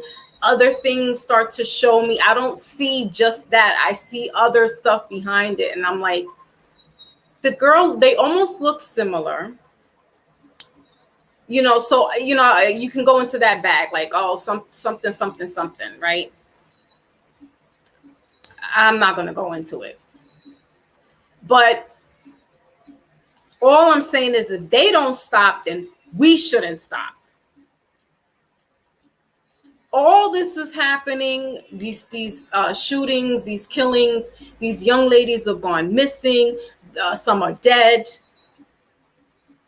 And it's not to say, well, so should we stop our lives just because this is happening? No. But damn it, we got to get, I don't know, like, we got to get focused. We got to wake up. Something, I don't know. Because it's like, it's too much. So then some people are defeated. Some people are like, well, I don't know what to do. Or what do? We can't do nothing about it. All right. You might not be able to go on a grander scale to do something about it. That's why we got warriors in different places, but you do something in a smaller setting and around you. You know, try to educate and teach. Or if you are going to do your barbecues and all that stuff, bring seeded watermelon. That's alkaline. And let your family know, eat the seeds, don't spit them out. They're going to look at you funny, like, what are you bugging? Because they haven't heard that and never, right? But if your small little stride of just telling them that and sitting there and then giving them the reason of why not to, spit out their seed, that's a small conversation that can be sparked into somebody's brain, and then boom, you leave it there, right? If you're going to attend the functions. And just having these type of open conversations. No more so what if it sounds angry. We don't have that privilege anymore to sound sweet, to sound nice. That's been what, 70 years? When Malcolm was talking like that, everybody was like, oh, he's mad, he's angry. No, he's passionate. People don't like to hear that. They always think that that's somebody coming after them. No, that's not the case. You want somebody to speak to you sweetly and, as they say, talk to me nicely and rock you to sleep. Then what happens? You have Fannie Mae shut down because you have somebody talking to you sweet and nicely. Come on. Like, y'all still want to keep having that? Or do you want somebody to come through and rock your world and say, let's get this together, let's get this going? Because I tell you, some people out here are worse than, they say, oh no, it's the white people. No, you are your own worst enemy. You might cut the oxygen supply to me. I have to watch you, actually. I might need to watch you first. Because you might take the life preserver away from me. Like, oh no, she's a woman, she's not going nowhere. I might have to watch you a little closely. You're not going to keep feeding us, is this, them, that, the third. We know what they're doing. So now we know what they're doing. So now we know. What are you going to do about it? What can you do about it? If you can do something about it, do it. Not everybody can be up there. We need grassroots people too. They say, oh, go to your local politician, this, that, and the third. Listen, not everybody can go there. We need more grassroots because that's where it's coming from. The snakes are in the grass. They're not up on top of the mountain. They're not up on the steps. They crawl up there, but they're in the grass. So we need the weed whackers, and we need the whoever takes the gardener. We need those people. Keep the hedges down. There's nothing wrong with being the gardener. You can't always go up to City Hall and make adjustments, or go into your local spot and talk. You just might not be able to. But if you can go to the schools or the after schools, or you can just do something on a grassroots level, do it.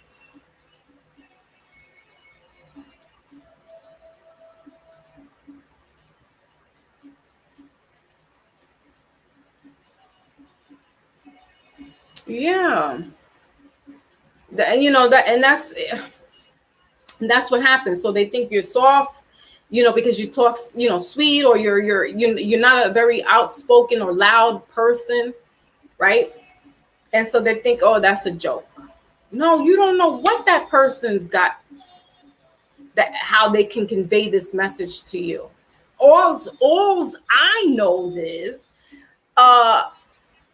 the last one was talking all sweet and soliloquies, and he had beautiful penmanship, and he spoke like a true prince or whatever. And y'all got put to sleep. We went underground. We lost houses. It was a financial foreclosure mess.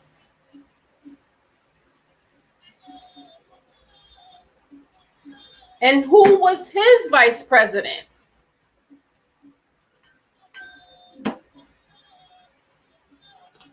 Oh, but Trump said this and Trump said that, and he said grab him by the coochie. And you go to a club and let a stranger do that to you. So what?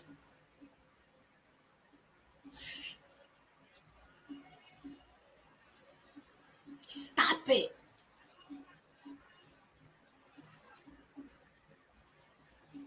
Half of those women that are talking all that stuff, trust and believe that they're no angel. And if they are, kudos to them. If they're a virgin, all right, it could be a little offensive if you're not about that. But you know what that means. And he's not talking. You're so, woo, this so, come on. You watching shows that are not appropriate, that are not age appropriate anyway. Half of these women have, please. They let their daughters watch these shows. Him saying something, and mind you, it's these fake feminist women that are appalled. Because I was like, what did he say? I busted out laughing. I was dying on the floor. Like, what the heck did he say? What is he talking about? Trump, that's club talk. What are you telling that on live TV? What the hell is wrong with you? That's how you know he's got something wrong with him. I'm not saying the man, listen, we know this. He can't really talk a lick or a spit. Right? He sound like he went to he was, in special programs.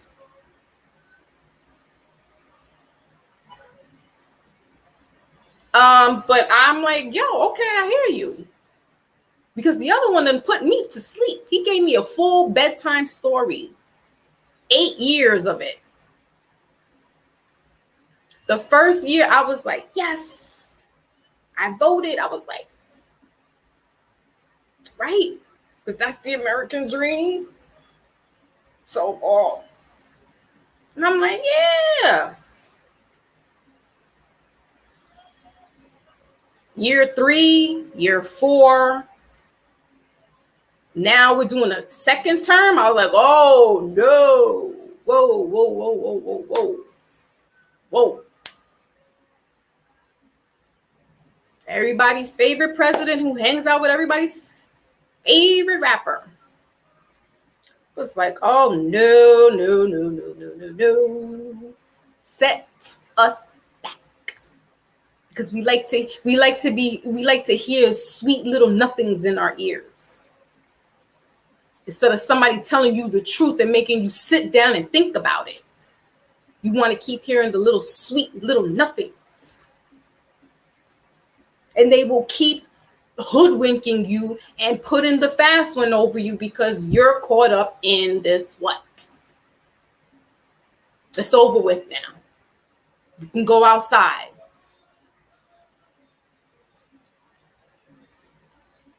We could do whatever we want to do now. Not so fast. Not so fast. You better take your time. It's only 2 years. And no one saw this coming. Well, not. I did. But I didn't know what it was about. And we're out here like whoop, whoop, whoop, whoop, whoop, planning it out. Like it's going to be one of the best years. We're doing it all up. We're making up for the time that we couldn't come outside. We're going to have a big showdown, big hoedown. We're doing a lot. We're doing big things out here, big things. And then they shut your ass down right when the weather gets a little warmer, a little cooler. They're allowing you to have your fun.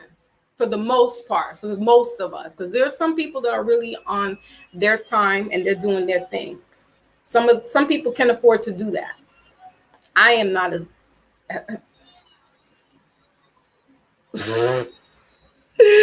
my yeah. I can't because I'm especially coming from where we're coming from. We were about that life. We're listening to these brothers tell us the truth. You know, we was really around some brothers enlightening us back in the days, and that's where it's for me. That's where it's coming from. This that's how we talked, and it sounded like we're yelling at each other, but it's a debate. We're trying to get our point across. We're trying to teach one, reach one, give each other the knowledge. So it sounds like a lot of this going on, but it's really like, nah, listen to what it's this giving us the knowledge and we sitting there like, yep, respect.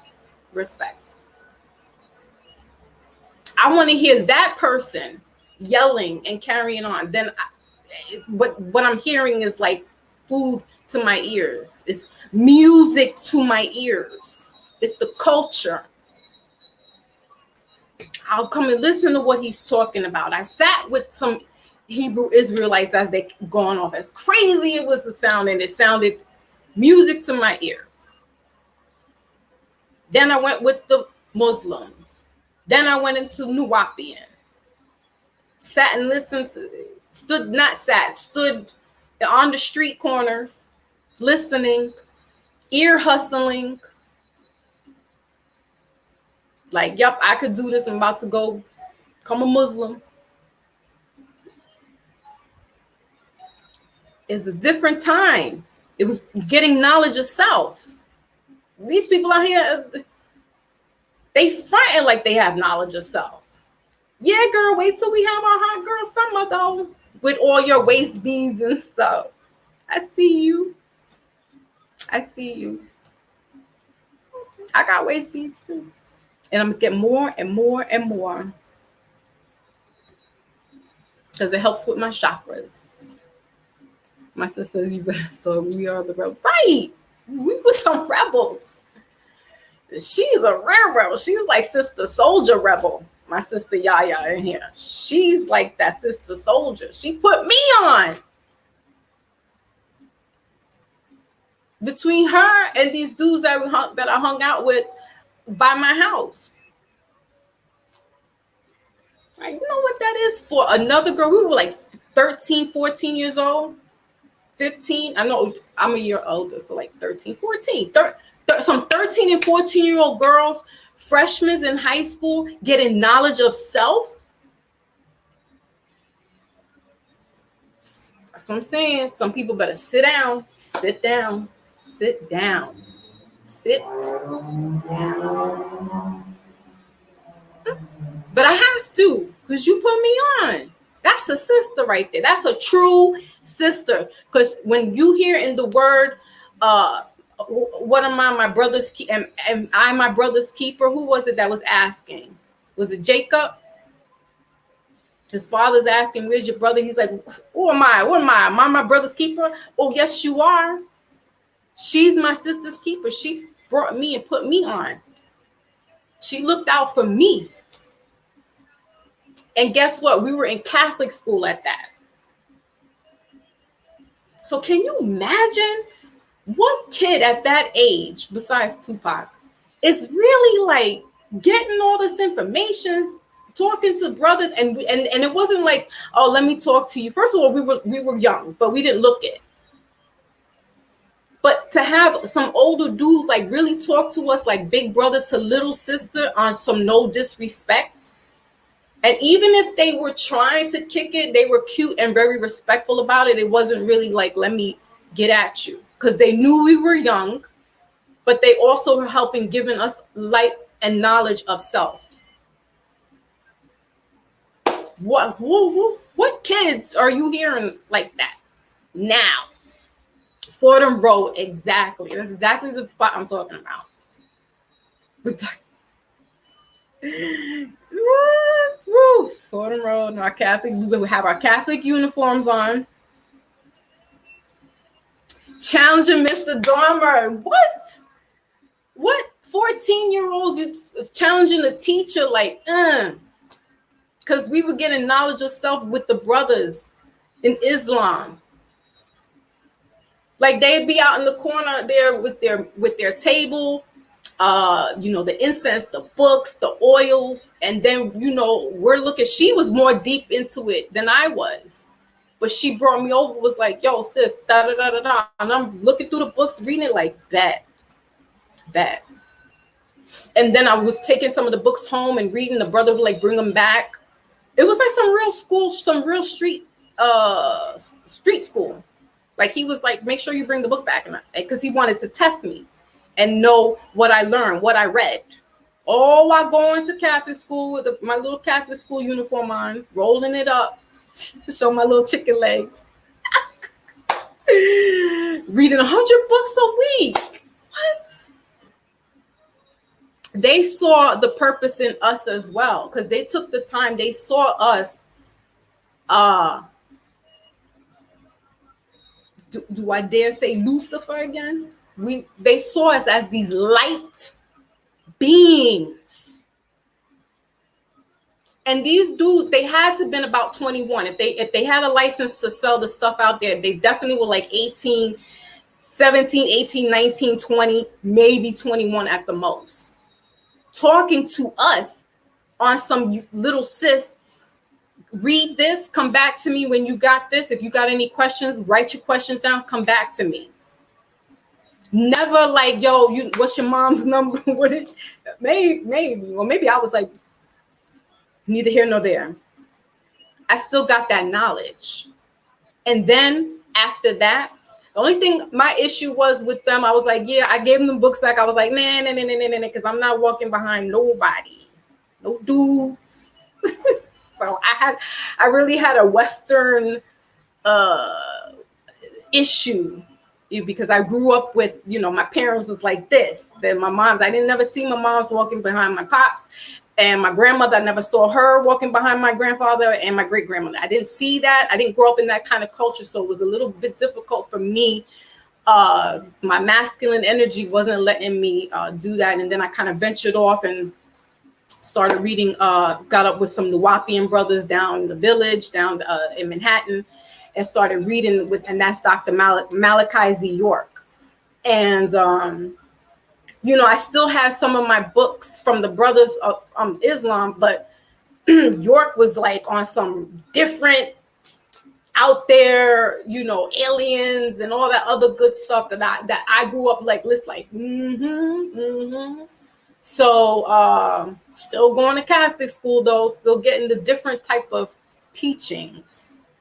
And but taking that and becoming knowledge of self all by the time, reading Malcolm X, the autobiography of Malcolm X when I was 14 years old. And not because I was told to do it. It was only because I wanted to see the movie, but I wanted to read the book before I saw the movie. So if there was any interpretation or whatever, I'd know that's just me being in my head.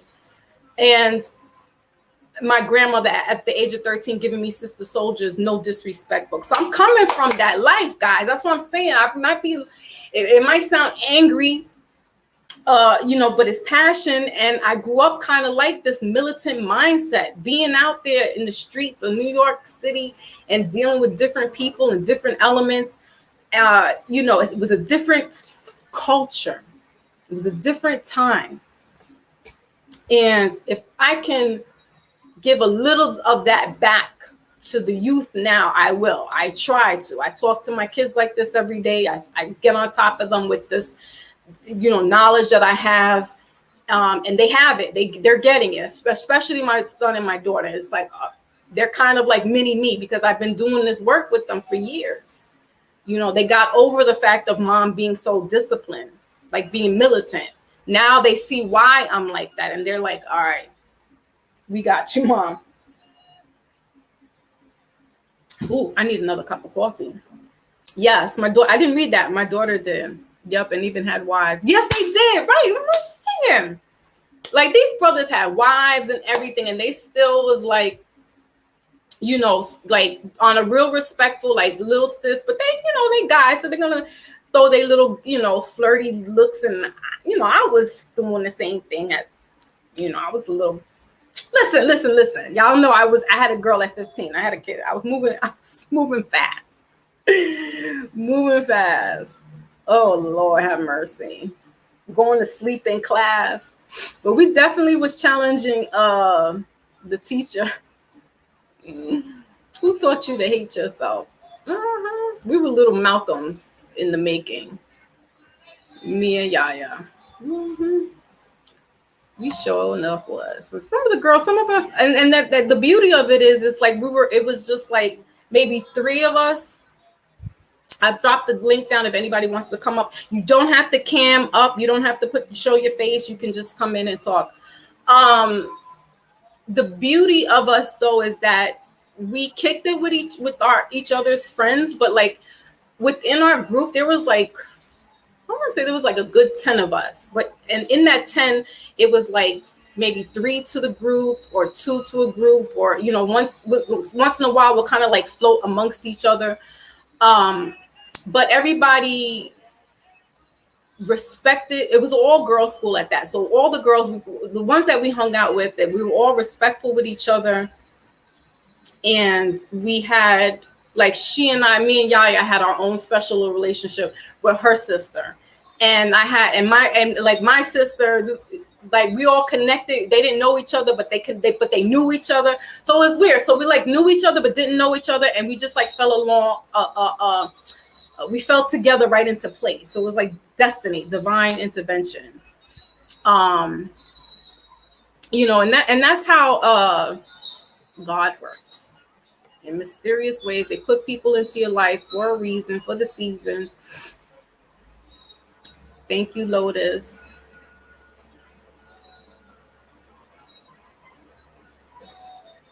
Oh my God. Stay calling my mother. What? I didn't get that, any of that with them. Feeding the babies, Big Cat says. But definitely in high school, like late high school. It's like the oldest that I had, and I was like 18, and the guy was like 24. So, but the 80s and the 90s, people moved a little differently. I think we were a lot more mature than some of the kids that are now. Ooh, my Yaga's here. And so some of the kids just are not as mature the way, a 90s, 80s kind of kid. But all right, so my sister's here. Hold on. I'm sorry, but you really took it all the way back for no apparent reason other than spots. But everything, let me tell you something. If y'all ever doubted my girl, shame on you. Because she, see, I just feel like we are who we are. Mm-hmm. You know what I'm saying? You always telling me like, yo, it's because of you I did this, and I don't see it that way. I just feel like we are who we are. But we came from an era, you got to remember, we were born in the beginning of hip hop. So we saw how it all transitioned. We saw how you had uplifting rappers and you had conscious music. But once the agenda got revised, we saw that music fade out and we saw mentality change. And we kind of fell victim to it too. I ain't gonna lie, I call it the chicken head stage. You know? With the chicken head stage, but always in my heart, I knew where I was supposed to be and who I was supposed to be and the purpose that I was supposed to serve. Right. You know what I'm saying? And it's sad because society's collapsing. And Big people really not paying attention. Excuse me, I'm cutting my pineapple. But people aren't paying attention to what's going on. People, you know, they don't believe that energy is real. And, you know, the energy in this world is heavy. So you got to stay guarded in aspects. You have to guard your mental, your spiritual, your emotional. And sometimes things come at us from even our own family, our own children. The devil stay busy. You know what I'm saying? Like, if you see somebody that he can utilize, he's going to utilize them. He don't care what role they play in your life. Exactly. But you know, it's a sad state of affairs. And if we as a people collectively, and I am talking about Black folks, but I'm not just talking about Black folks. Because at this point, things are affecting everybody. And if you're not affected, then you living in the clouds. Right. You know what I'm saying? Like, it's affecting everybody. This is the one thing outside of death that people really can't escape is this system. Right.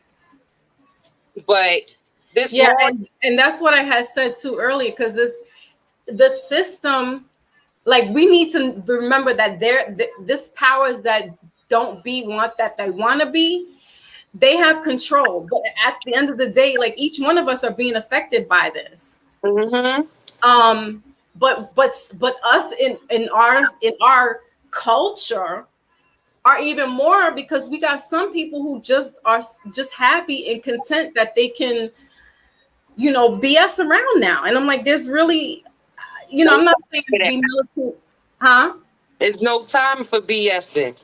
Right. That's what, you know, and I don't want to be like straight militant all the time about it, but that's when if you get caught slipping, then that's when stuff bites you in the butt. You know, so it's like I'd rather be on point almost all the time than to be sitting here like chilling and then thinking, you know, it's not going to happen to me. What they say, get ready so you ain't never stay ready so you ain't never got to get ready. Right. That's just what it is. That's the bottom line, you know. Right. But even in knowing all of the things that we're up against, we can't operate from a place of fear. Exactly. No, like, what the thing is with me, I've realized you can't talk to everybody. Everybody's ready to receive it. You know what I'm saying? So those kind of people, you gotta love them from a distance if you love them at all. At a distance. But the times that we grew up in, those days we're not gonna see them no more. But the beauty of it all, that we got to live through it, experience it. Yes. This is now in our DNA. You understand what I'm saying? Like, what we experienced, those brothers like really sitting us down and really polying with us. For real. That was, and like you said, it wasn't on a sexual kind of thing. Right. They were serving their purpose. Exactly. And we were staying up there with them for over an hour every day after school. Right. Soaking up knowledge. And it was like when you real thirsty Mm-hmm.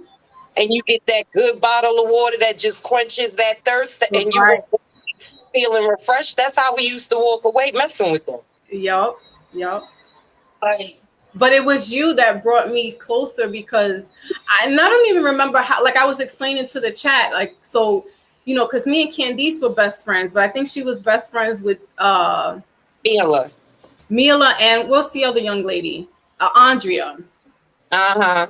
And so, and then you were friends with Mila, and but it was like we all kind of connected, even though we were friends of each other's friends. We connected, and then me and you branched off, and then we went up to Fordham Road and was like, oh my God, it was like a whole new world. But you had already been into it, and I was just like, yo, I want to see what this is about. Let me see what she's talking about. The worst thing my mother could have did when I was 12 years old is give me the autobiography of Malcolm X. My mother's Santera, you know that. You know what I'm saying? This woman would argue and fight with me to get initiated, and I knew at 12 years old I was destined to be a Muslim. But here it is, I'm about to be 45 in 2 weeks or so, and just last year I had to reach out to you because I had the weirdest experience. Right. You understand what I'm saying? So even in that, when you try to run from your calling, it's still going to find its way to you. It came back full circle. Yeah, so I had to learn how to balance the difference between spirituality and between religion. You know, people think it's one and the same, but no, it's not. Totally different. Totally different. But I don't want to take up too much of your time. I just wanted to show some love. Thank you. No, it's like memory lane. Yes. Because I haven't spoken to you like this, like since I know. You know, these kids, football, trying to stay alive. Right. But you're doing good. So and that's all that counts. And I see you I saw your post and I was like, all right, she's all right, she's doing okay. You were doing the bouquets and everything, right? Was that for a wedding? That was actually for a gala that we were preparing for. Wow. We had worked on the floral design as a team. You know, so I'm doing what I enjoy doing. I'm trying to fulfill my bucket list. Right. You know, this weekend I had lost a very close friend, actually a friend that I've known for over 17 years. And it's my first friend I've lost. So it was like, whoa. Oh, right. Like, wait a minute. We really at the age where we going to start losing friends? Right. You know, so I was a little down and out this weekend. I'm not going to front, but I woke up this morning feeling like I need to breathe more because she's not breathing. Right. You know, I feel like I need to live for me and her because that was like my sister. You know, those friends that they're your people. Yeah, and that's what it was for me. But today is a better day. You know, and that's it. And that's it. Everybody live your life to the fullest. Life is not a dress rehearsal. Get your breasts checked out. Get your health together. Eat better. What you put into your body plays a huge part. And when I say put into your body, it's not what nourishes it just on a physical aspect, but what's nourishing your soul and your mind and your spirit. If those things are pulling from you and depleting you, you gotta clean house. But wherever I go, my message is always for people to live their lives to the fullest. You know? Now, I'm gonna ask you a quick question before you go. Do you notice the changing in food? Because, you know, we grew up like eating, you know, home cooked meals, crab and pork and all that stuff. But changing your diet, does that help you change your mental state? Yes. Have you noticed a difference? Well, for myself, I can honestly say that I don't take in a lot of sugary things anymore. I used to have a cocktail on a regular. After work, you want to unwind. Right. I don't drink alcohol like that anymore. Because when I was first diagnosed, I was so shocked, and I felt like I didn't want this to fester in me anymore. And while you're waiting, you're going through all this testing and stuff like that before you actually get to the chemo stage. Mm-hmm. So I was like, well, I got to do something. I got chamomile flowers, started drinking chamomile tea with no sugar, no honey, just straight chamomile flower. I started taking in a lot of super greens like kale and spinach and arugula. And now, because I've made those adjustments, when I can walk past McDonald's and not get tempted. Right.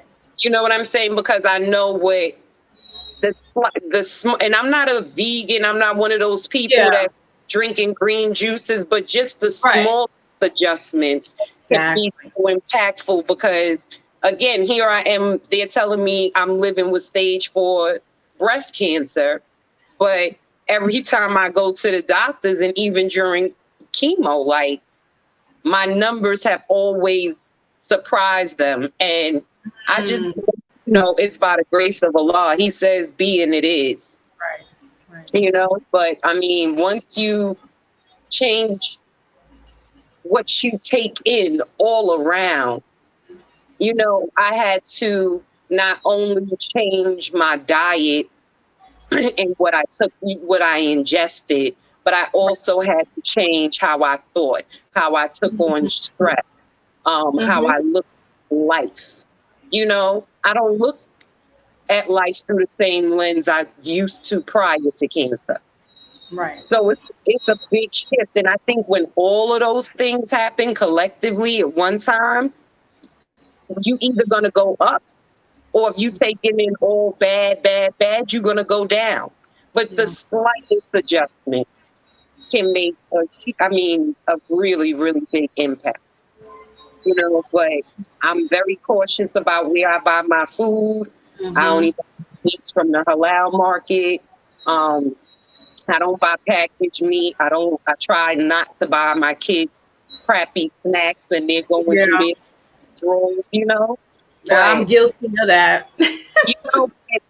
I've removed a lot from what to buy for them. You have your regular food, and then the kids always need snacks. I remove them. Now if they get them, it's like a once a month thing.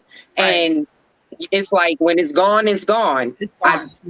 Because I tell them all the time, I'm not doing it to be mean. I show them what's in these things and how they affect them, and I let them know I don't want you to get sick like I got sick. Right. Because when I speak with my oncologist, he's like, I do believe that you're right. The food and the environment, has contributed to you getting sick. And I'm like, yeah, and probably always carrying the weight of the world on my shoulders, wanting to save everybody and everything in the world, But once you get to a point where you're real with yourself about what it is you can and cannot do on this journey, things, they work out for you. Exactly. Especially for the better. But I just want to come over here and show you something. Thank you. This is I feel good. Thank you for coming through. No problem. I love you, girl. Bye. Yeah. You know how we do. I love you. Okay, love you too, baby. All right, bye. Woo woo! Yay, my sister. Yeah. That's my high school buddy. One of my high school buddies, but she helped me, and she'll never understand that she helped me go on to my spiritual journey. So, or help take me on that path. But she's right. You know, if we change, that's what I'm saying. If we change even the smallest things and exchange, you know, sofrito for, and take that Lowry's out of there, and you know, get a Mrs. Dash if you can't get the you know, the fresh herbs, right? It's the subtle things, but trust and believe that your mind state is going to change. Your headspace is going to change. You know, if you're always drinking alcohol, like she said, she would take, you know, a little sip after the end of the work and stuff, but for her, she couldn't do it anymore. But you know what happens to the person that, sorry, I'm just looking for another one of our songs to listen to. But what happens to the person that can't stop doing that, right? You know, and I'm having this conversation with my dad because it's hard for him. And I'm like, all right, so instead of 3 beers, you know, instead of a 6-pack, like do 3 every other day. And he's looking at me like, what? I don't know what else to tell him, but I'm trying to help him get out of that mind frame. But it's hard. And especially if somebody who's been doing that for so long, you know, they may never come out of that, unfortunately. So, but for the most part, those who are not intelligent enough, but those who have this this mindset of, you know what, I'm going to, like I said, we're going to live today as it's the day. You know, I would love to hope and plan, and I don't plan too much because I'm, you know, I don't want to say pessimistic, but I don't like to get my hopes up. I've always been like that. I always, since I was a kid, I never liked the word no. Don't tell me no. I don't like it. Because it made me feel a certain kind of way. It was like, oh, yes, I will. Right? Or challenge my mother when she said no, I get upset. I don't want to hear no. It's not about rejection. I just didn't want to hear someone telling me that I couldn't do something. That's the rebel. It's not about rejection. I don't care about rejection. I don't get my heart hurt with rejection. It's the telling me no, like you can't do it. And I'm going to test you like, yes, I will. So if we swap out certain things in our diet, it changes our mind. It changes, it actually starts as, I think it was Lotus, starts to shift that DNA. It really changes the DNA. Good, FLs, I'm about to listen. That's right. That's where I'm coming from, that mindset. I'm coming from the mindset of Sister Soldier, Brother Malcolm, and then my late husband, Tupac Shakur. I didn't listen to Frances. I still need to get her book, The ISIS Paper. I was always into Marcus Garvey. Like, again, that, but Malcolm's parents are coming from that Garveyite. So it's definitely been encoded in my DNA. I have to say that it's been encoded, and it, you know, the Maroons and my great grandfather being born in Manchester, up in Jamaica. That's cockpit country. That's Maroons. So it's like it's in my DNA. So it's like, forgive me if I'm not too, you know, it gets a little too militant. But sometimes it is how it is, because, you know, it's like you don't want to stop life. But as my sister Yaya said, like, you want to be prepared so you never have to get prepared. Like, you never want to be in that situation, right? You want to go to the grocery store and get you those cans of beans that are on sale. Oh, but I'm a vegetarian. Oh, but I'm a plant-based, blah, blah, blah. Shh, shh. Stop. Because if you're not living that luxury, and you know, we're not looking at what other people are doing, and they got their little garden, and somebody tried to challenge me on that because I was on social, I'm on Instagram streets.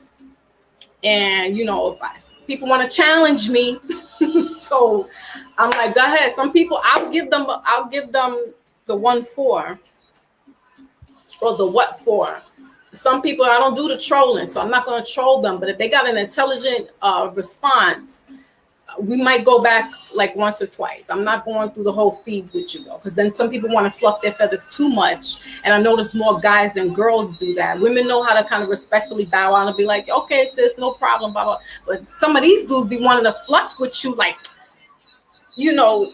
cockfighting with you. And I'm like, bro, first of all, I'm not a guy, so stop.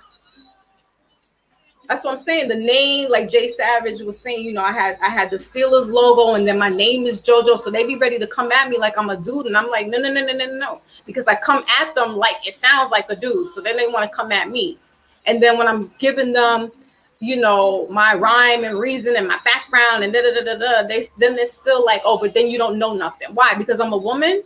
Like they get chauvinistic, and I'm like, this is like we got so much more problems.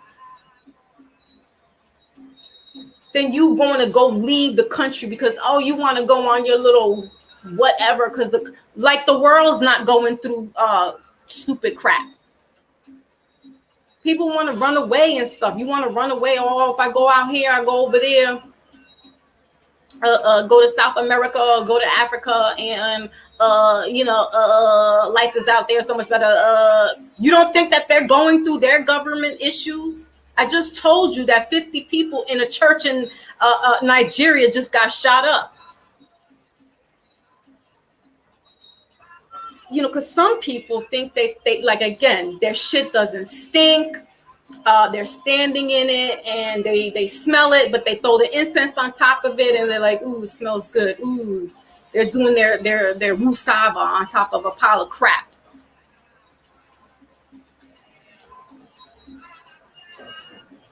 Like, stop it. I'm running out to Kenya because you don't think their government got issues. You want to kiss your, if you can make it, then you make it. But that's not for everybody. It's not for everybody. So you could do it. Hey, you could do it. But for the most part, you better learn how to tie your shoes here first before you go running abroad. That's what I'm saying. You so worried about, it is bad over here, it's gonna get, it is crazy. But I'm not trading it for the world. I don't know what kind of other stuff is going on out there, and because you're not a farmer, you gotta really be implanted and living out there for years, decades, before stuff starts getting a little right. It's not this y'all looking at somebody on YouTube like, they doing it out there. They doing it in Costa Rica.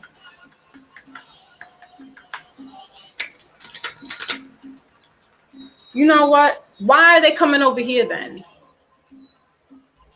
Don't sell me a hype dream and tell me don't piss on my back and tell me it's raining. Do not do that. Do not insult my intelligence. Sure, certain countries might be a little better, but don't think that there's supremacy issues not happening over there in Africa either. And it may not be on a global scale, but they got their own politics stuff going on.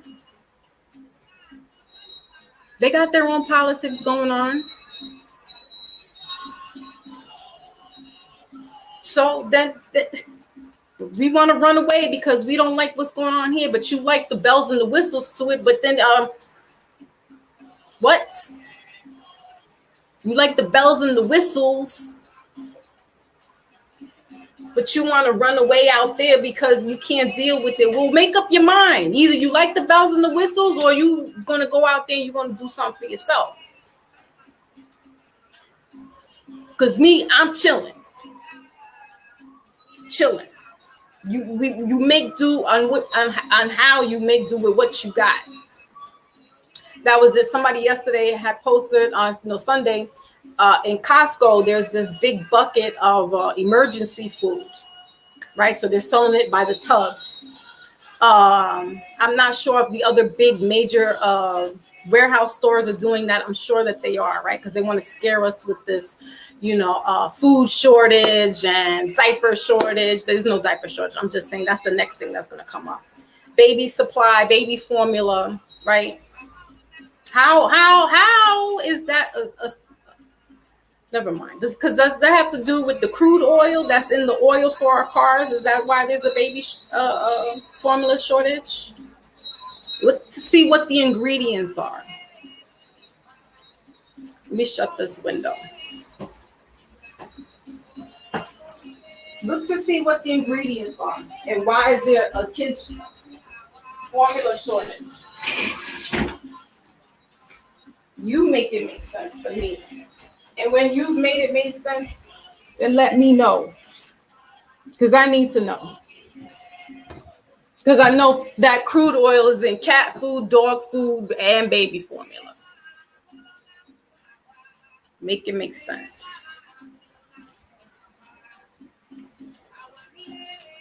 So when we start getting ourselves together,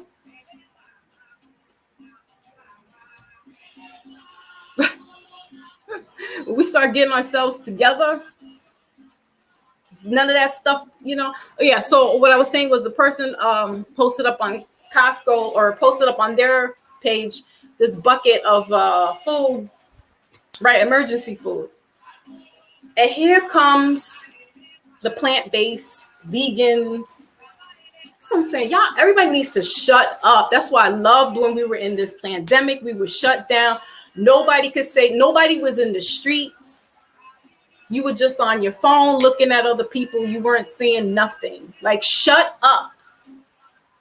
Somebody was saying, oh, that's a whole big bucket of salt and sugar and da-da-da-da-dee and dry, rehydrated, blah, blah, blue. And I'm going to grow my own food and I'm going to grow plants in the garden on my balcony. Listen.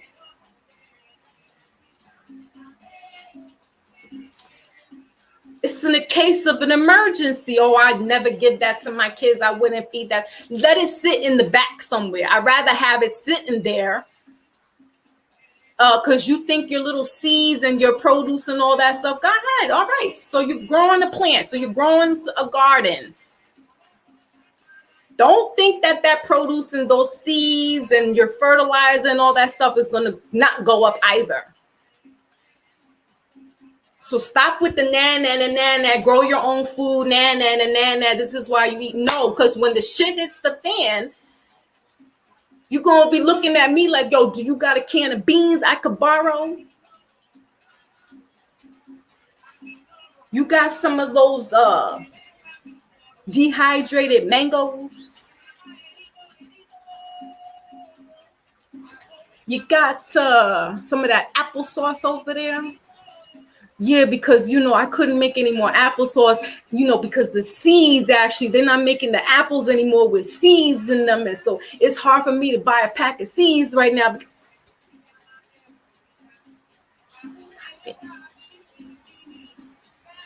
Don't be that person, please. Do not. If there's somebody that, you're a vegan or you're plant-based or you're alkaline or you're vegetarian, do not point and pat fingers at the next person because you don't know who could save your life. We see a certain group of people that are like this. All right, that's their life. They can afford to do this. I don't know how. I don't care. I'm not a pocket watcher. If that person's a vegan and they can afford to go ahead and eat this plant life and all this other good stuff, fine. But I'm going to tell you one thing. You're not probably going to have access to that stuff. If stuff really starts to hit the fan, you better get some dried beans, some rice. Oh, well, I'll go get a whole bunch of meat. No, because your blackouts happen and your electricity goes. Then what? Oh, we got the generator. Maybe. How long you think that's going to last? Let's be for real. That's why I'm like, none of this got talk that people are going on about and all this other boo-hoo, woo-hoo. I'm like, yeah, I'm going to sit back and be prepared. And though I detest Spam and Vienna sausages, I will get those if I have to. I am not going to sit there and cut my nose to spite my face and have my family starve because we're talking about we need to have, that's why it's called for an emergency. You're not buying this bucket to go sit down and eat it at dinner time. Like, they were in the chats going off on the person who wrote it. They were going off on like me. Oh, sis, but you still need to have the alkaline water. No, if I can't get it, I'm getting bottled water and I'm keeping it here. What am I going to do? What happens when you have those little electrical alkaline waters that hook up to the outlets and all that stuff and the power goes down? There's going to be blackouts. There's blackouts in the Midwest right now. The temperatures are rising out there. It's only going to be a matter of time before your city gets hit with a blackout or your little town. The city, we can kind of bounce back sometimes. So, somebody like where I'm at might not necessarily have to live this type of survival of the fittest. But why sit and have it happen and when not be prepared? I mean, I'm capping and caping for the ones that don't live near a grocery store, that is not in the city. I could care less if I have it. I have all the resources. I got bodegas. I don't got to go to the grocery store. I could go right to the bodegas, various bodegas, and grab all the canned foods. Not worried about if you got it or not. No, I'm here for you. We're here together to make it make sense. I would love to eat like how a red pill and a blue pill and them, on their vegan, and how they've been like that for years and stuff, and I'm not with them every day, so I don't know if they kind of slip and fall and eat their little chips and stuff. I think Red has mentioned this, but I'm real about this stuff. Like, as much as we need to eat healthier, because we do, at the end of the day, if there's states of emergencies, you better get yourself your vitals, your supplies. You worried about what? Worry about what's important. Go get yourself your batteries.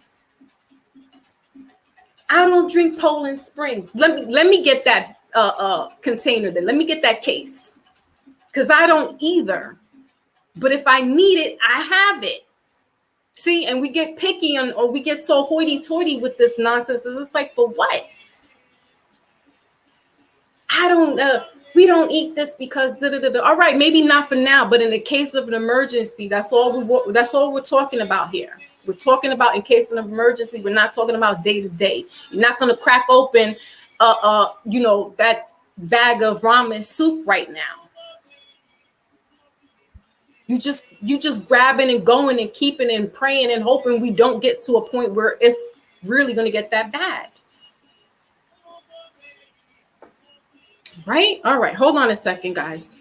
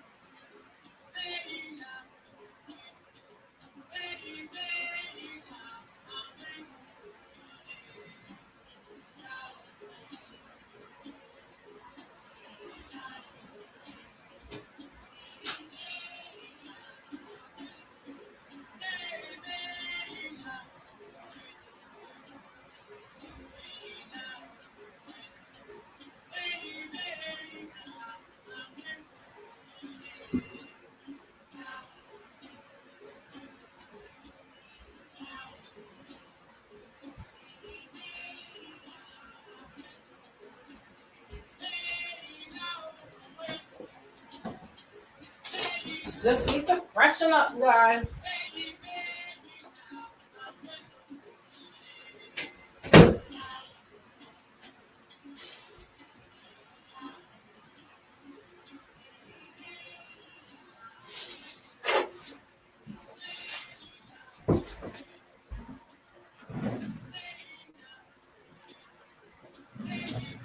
Okay.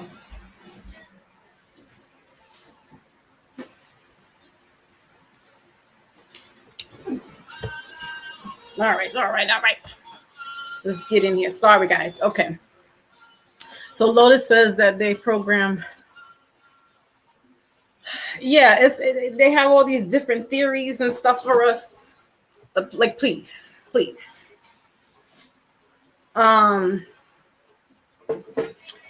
It's just we have to do our research, our due diligence. And like my sister Yaya said, when it's not only what you eat, what you listen to, with how you take this in, music wise, visually, right? We have to be mindful at this age, at this stage in the game of life, because there's too much detriment out there. It's too much death going on, and not in a natural way. Not in a natural way. It's being caused by the beast, which is us. And that's not good.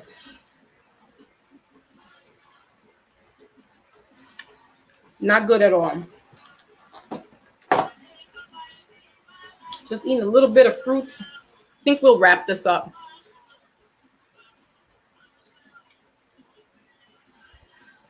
We've been off for a while. Unless there's anybody else that wants to come on and talk and give their how they feel.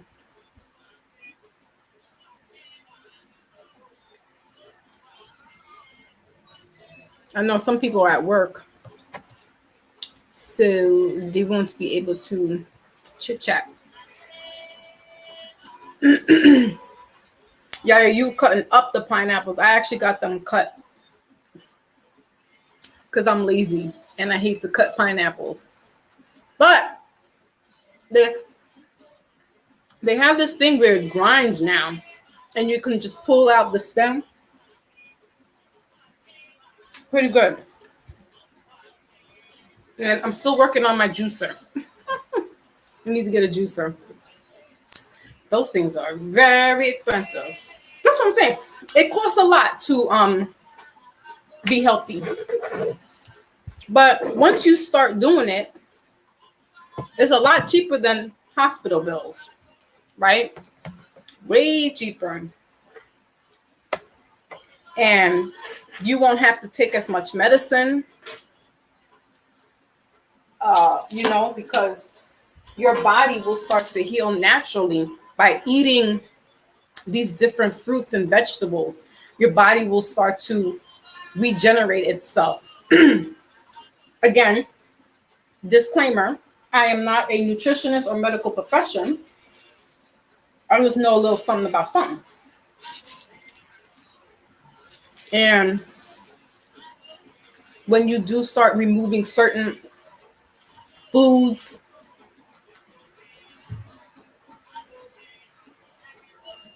that's right. Yes, you can. You can use the different, like in as a tea. What else? Spiritual things. But yeah, man.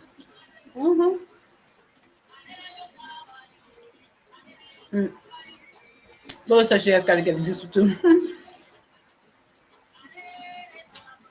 It's good to have, but they're very expensive. I'm like, oh my goodness. But your brain starts to think differently. Like you really, I'm not going to say you're not going to be angry or mad, but your mind shifts when it changes differently when your diet changes, the visual changes. Like You just shut certain things out, certain people out. Your visions, you see clearly. That third eye. Eating yellow fruits and vegetables.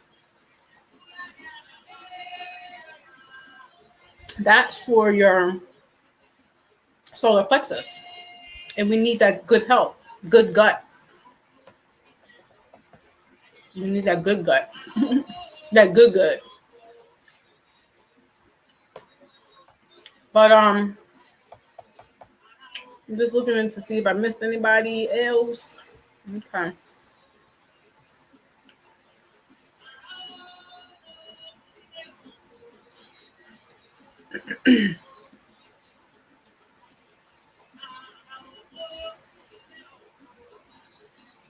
Okay. All right, just reading your comments to see if I missed anybody else. And I saw BS there too.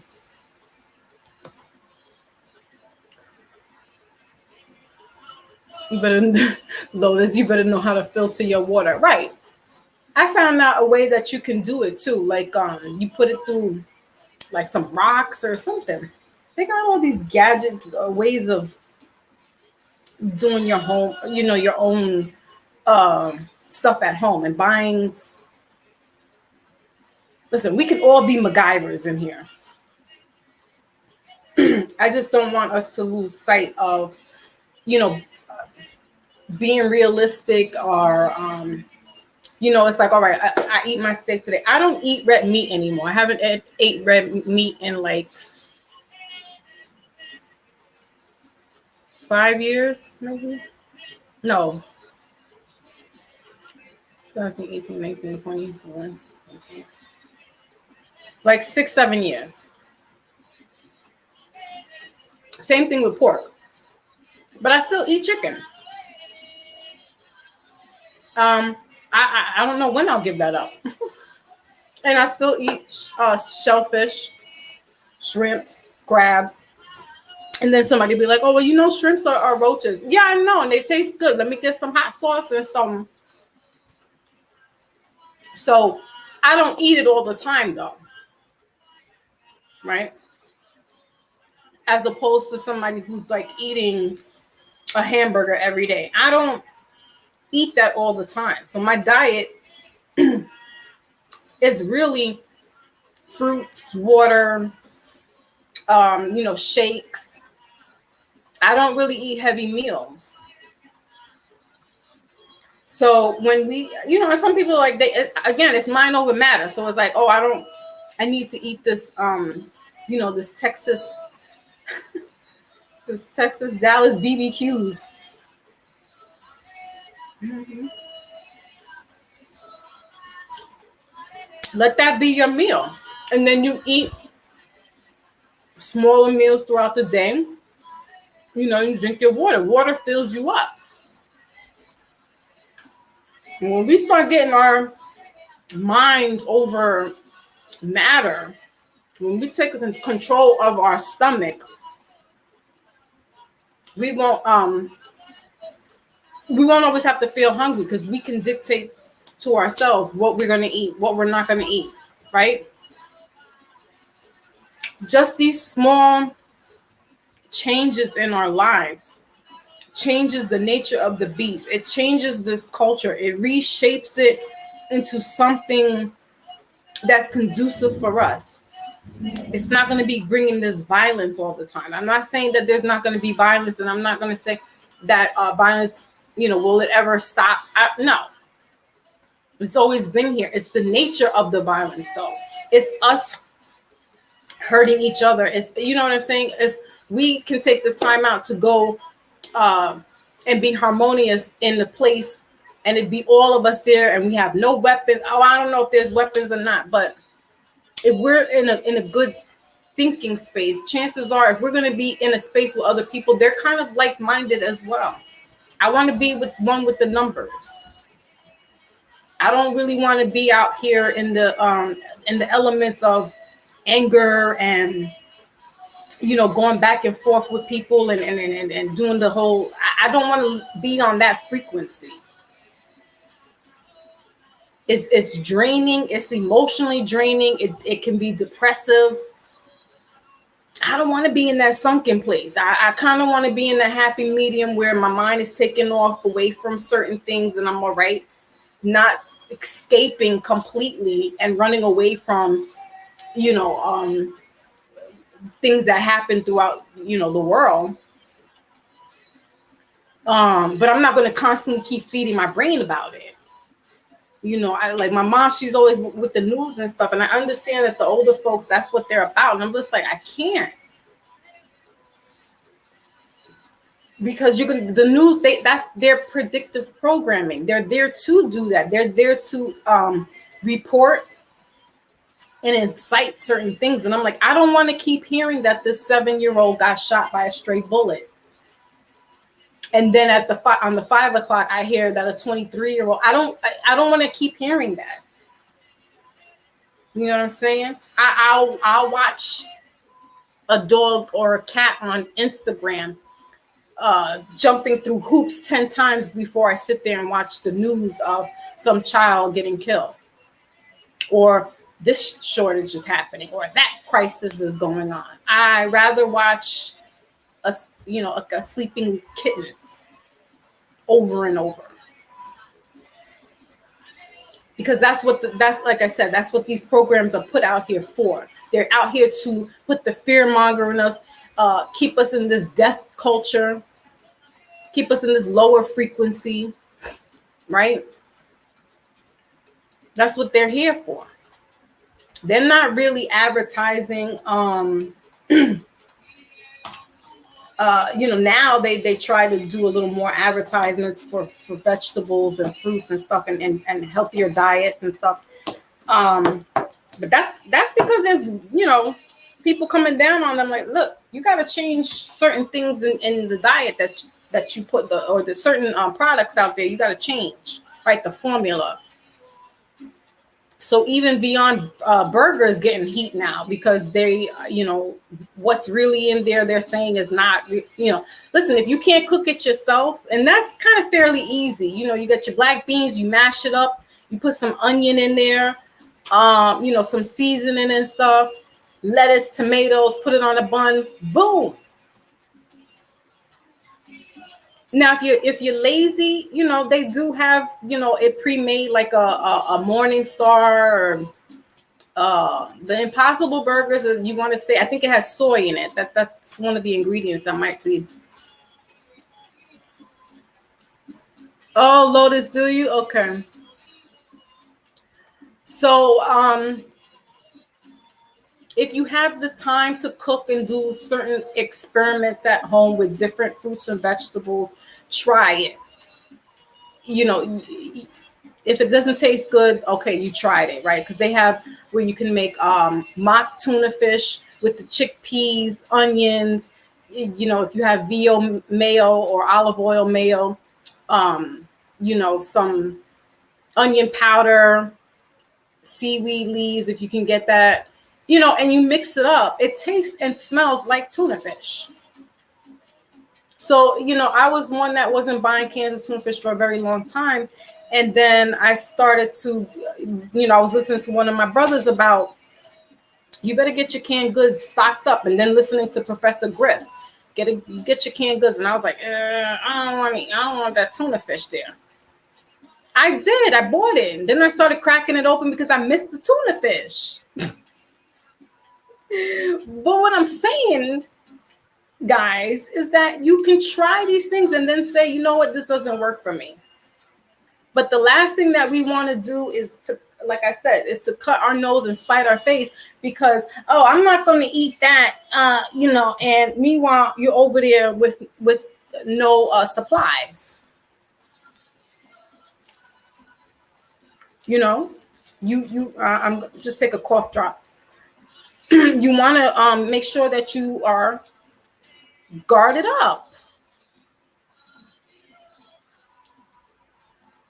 I don't know what else. I really don't. I really don't understand. I really don't know what else. Because I understand when some people who are about this life get so frustrated with talking to certain people because it's like you still keep doing the same nonsense and the.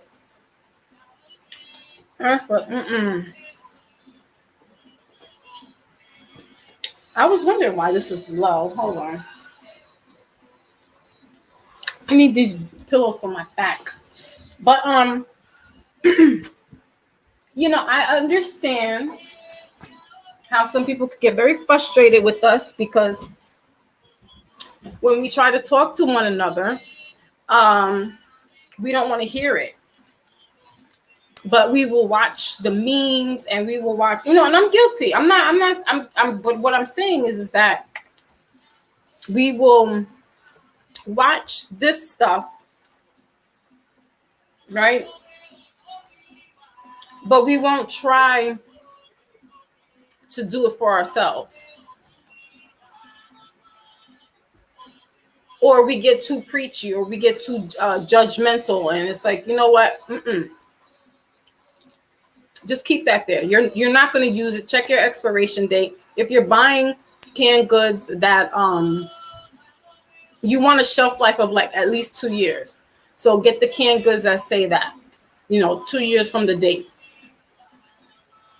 Condiments, all that stuff. And let's not be foolish about what can and cannot happen. Some people, I'm speaking to the underdog or the realists that don't live in certain hoods or certain areas where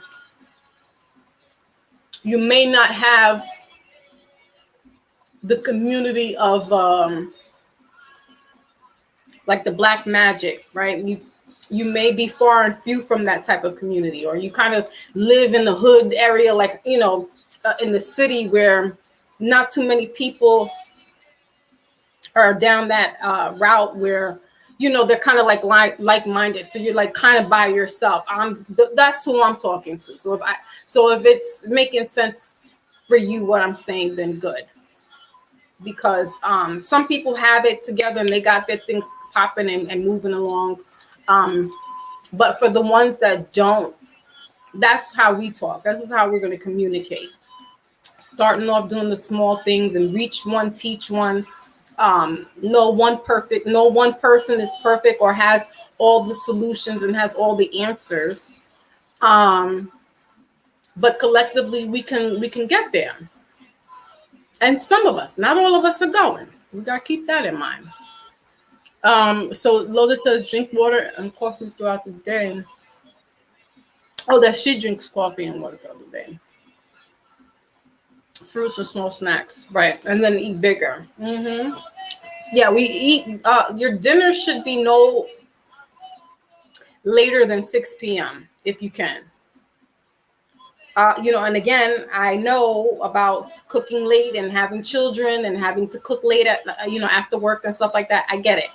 If you can prep beforehand, fine. If you can't and you got to find the fastest thing, try to make sure that you incorporate some kind of vegetable, because the kids need to have that kind of balanced meal. So if you're doing a pot of spaghetti, maybe either a tossed salad or a spinach or some green beans or broccoli, right? So that they can have kind of this balanced meal, that they're not just eating the pasta itself.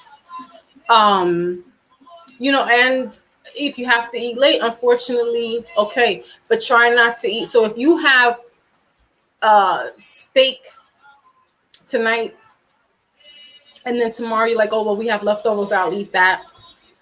Try to just eat more of the vegetable and not any steak, because it takes about 7 days for it to digest completely, and you keep compacting it in your stomach by just still eating. It's not fully digesting. So, in the beginning, it's hard because these are things that we're conditioned to do. We've been doing it for so long, right? But we start doing very small, minute things. It takes away, we take away. After a while, you're not going to miss it. Like my sister Yaya, she was like, I don't even miss if I walk past a McDonald's, I'm not even tripping out because she doesn't eat that. So is all I'm saying is that, you know, we do small little things like that, and it will change in time. It's not going to be an overnight thing. It's a trial and error. And you go through the process. Yeah, you got to feed your chakras the food colors. Buy peanut butter too, or almond butter. They have almond and cashew.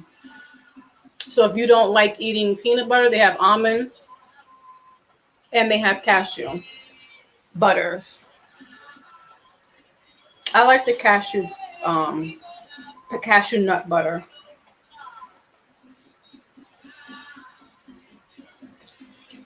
And, you know, that's it. Just smaller things is what we'll do.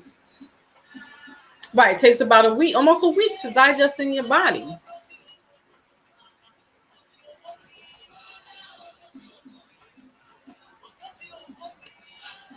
And incorporate more fruits and vegetables, but definitely water. We definitely need lots of water in our system. Ooh, tuna salad.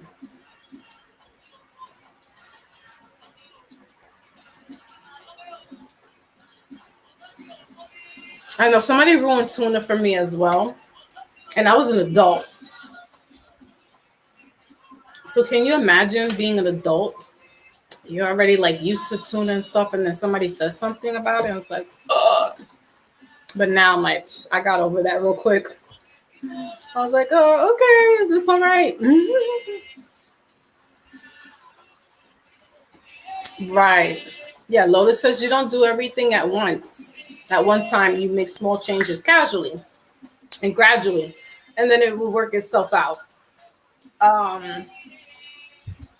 And then that is it. I think I'm all passioned out. I'm going to give us a card, an oracle, and we're going to exit out the Mindful Monday. I think I will have me a salad and charge my phone.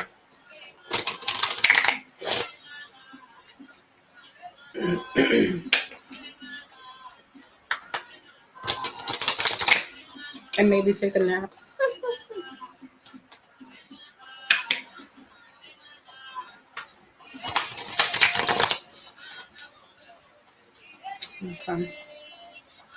Okay, so what is the collective needs to ponder on for their wisdom? So we're doing wisdom oracle.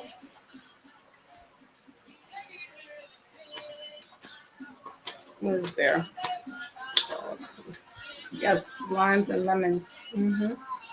All right, so unfinished symphony. I think we had that once before. Number 10, round and round, and the thinker, bottom of the deck. 44. Okay. So your card for the collective today for the Mindful Monday is Unfinished Symphony, number 10. So there's this ending of a cycle for you guys, this thinking here, and then we got community, right, all underneath this. Community for me is about spirit as well, not only just the physical community, but this is also spirit. But I'm getting that this is reflecting about the solutions that we need to do and have in the community, right? And community doesn't necessarily have to be where you live. The community could be just within your own home. That's your community, right? That's your little crew. Your community members could be your mom, your dad, living with you, husband, wife, sisters, brothers, children, right?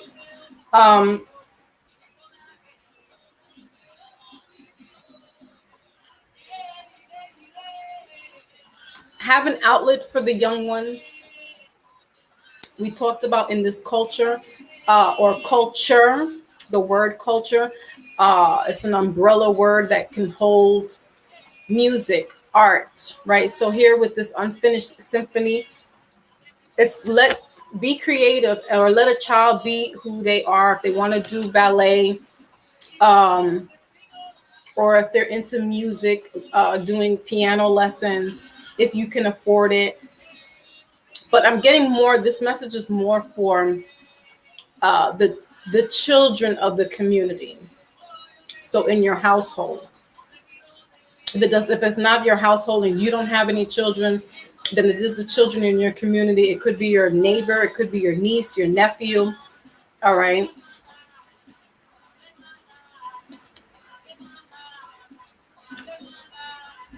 Let them be who they want to be. Help guide them. Why am I channeling Whitney Houston? Children, what is it? Teach them well and let them lead the way. Show them all the beauty they possess inside. Give them a sense of pride to make it easier. Let the children's laughter remind us where we used to be. So listen to that song, because that's what I challenge, is that the kids, the children need to have they need to have more activities, but they need to be more hands-on. Whatever it is, remember I said that with like an hour ago, as far as like kids painting the house, and they're bored or you need help, and put the kids to work. Let them help you. Because as they say, idle's hands is the devil's playground. So they can get into anything and everything, right? Some of this type of shooting and behavior is because the resources aren't there, or there's this rebelliousness, there's this disconnect with parent or the community and the children. As I was saying, we're getting caught up with certain things. You're missing the hindsight. You're worried about escaping and going somewhere, and you don't understand that there's a child that's in crisis right now. I said there's a 23-year-old who's missing from Brooklyn, went down to DC to do some poster boards for some woman that she met online, and we don't know if it's a woman. Idled hands are the devil's playground.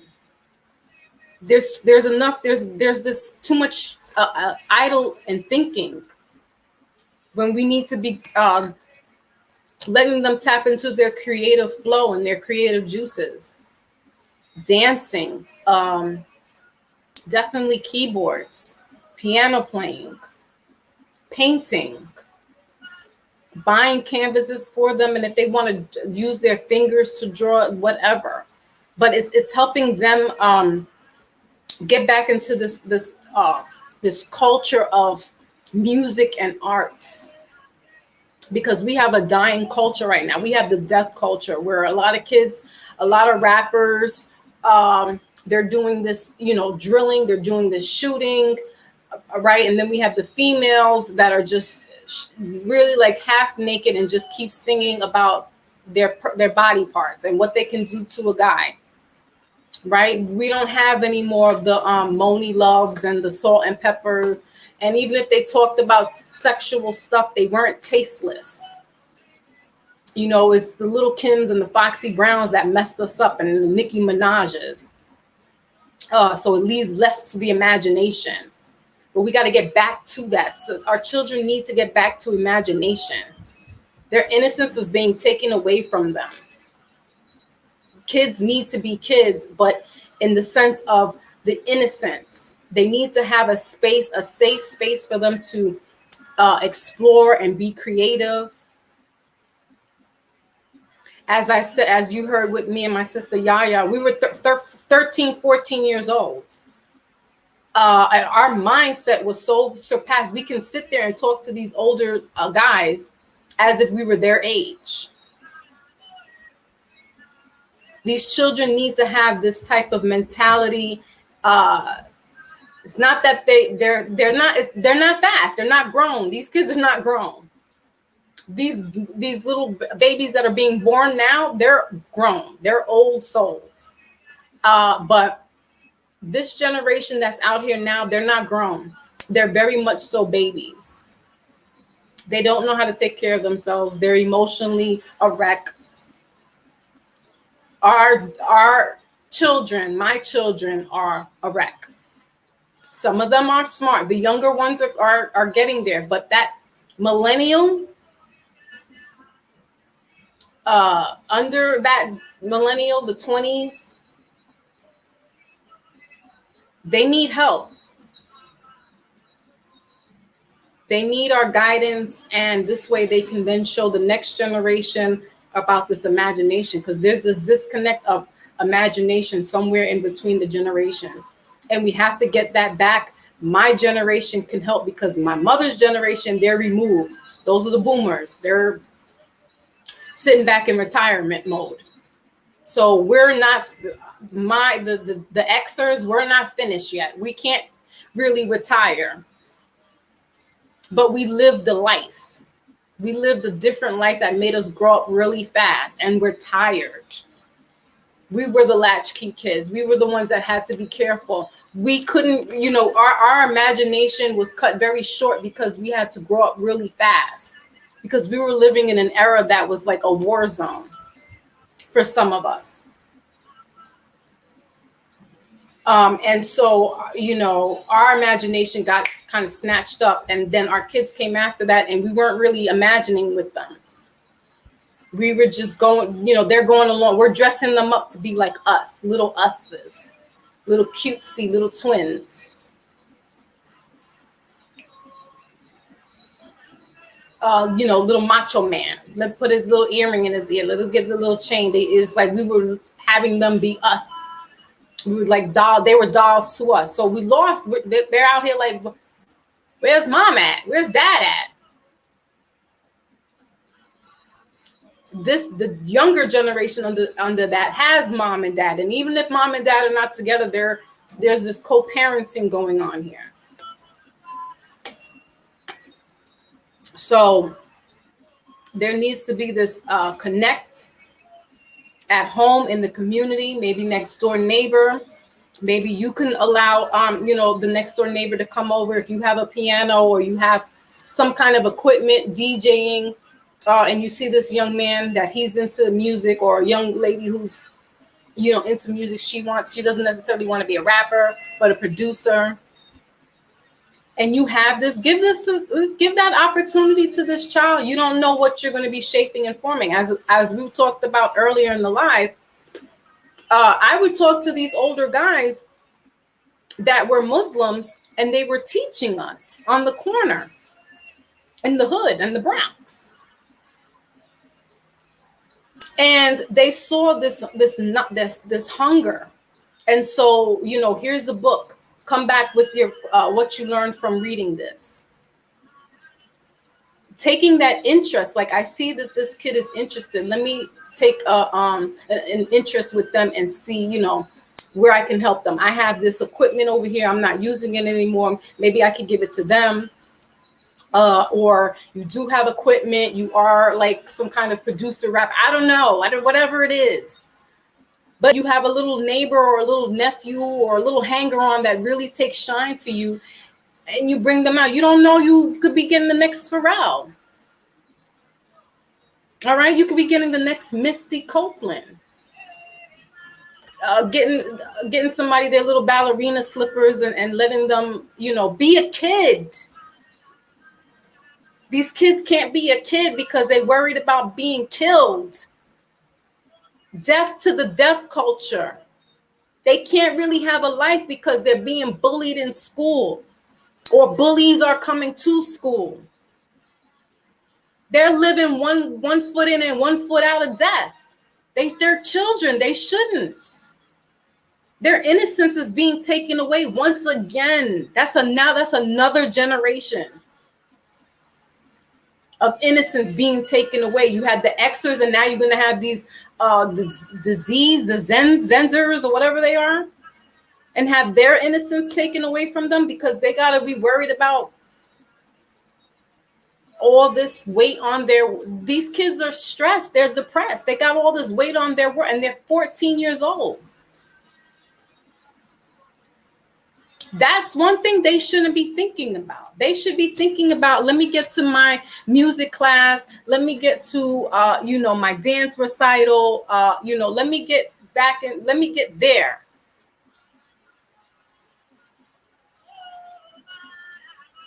We did. We had that talent shows and stuff like that, and being a kid and having the imagination and dancing. Dancing is not an art no more.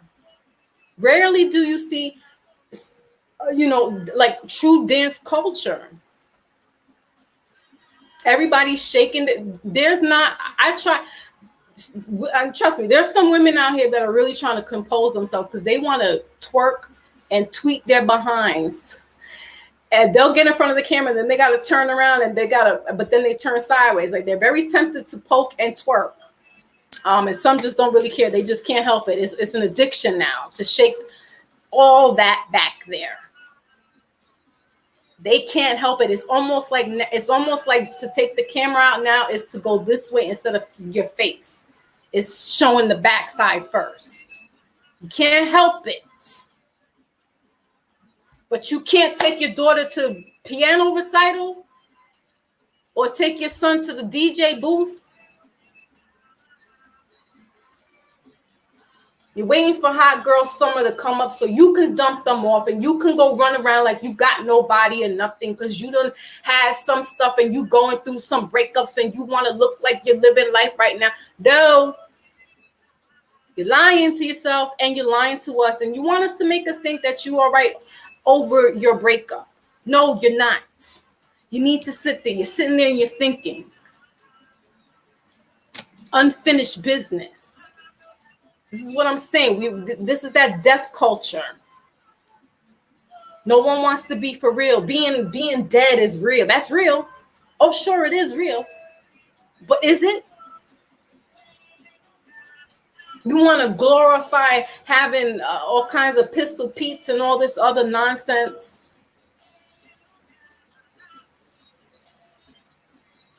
Meanwhile, you got this little girl, these kids out here waiting for someone to come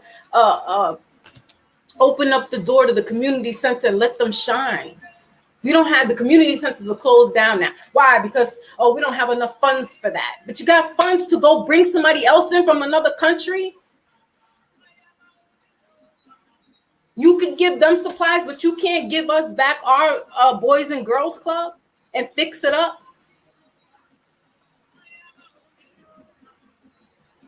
But you want to put the little whole big build tall buildings now in the South Bronx and make it look like it's downtown because it's close to downtown Manhattan and it's accessible.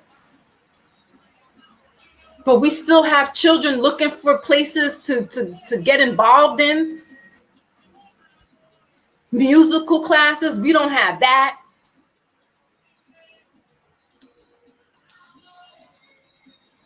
Come on, it's not about us. The community, it's about them. Don't get me wrong. I want to have a little vacation too. But I understand my family comes first. And I may have to take, as much as I want to be by myself, I can't and I won't. They're with me. It is what it is. But some parents, as we were talking about on another live, they don't want to be parents. They're just having the kid. Now the kid is bothering them. The kid's annoying. You're a single parent. You're upset. You're tired. You're fatigued. Can't wait to go drop them off so you can live your best life. I know.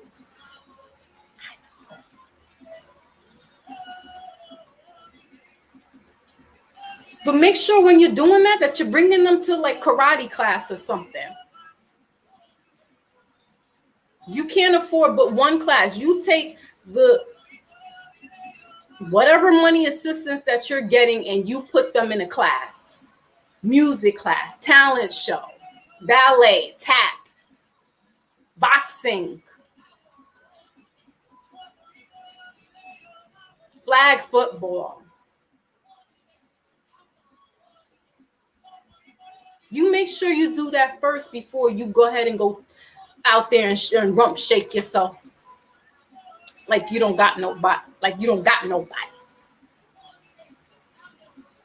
Not being judgy, but I'm speaking for the kids and I'm speaking for the culture, because we had a great culture coming up.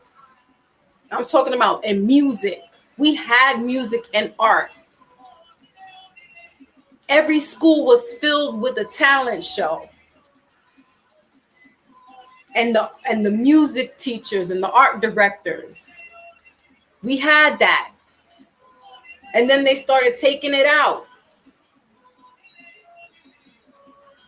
Teach the young Black youth. That's what we talking about. Wu-Tang. Wu-Tang's for the children. That's an art.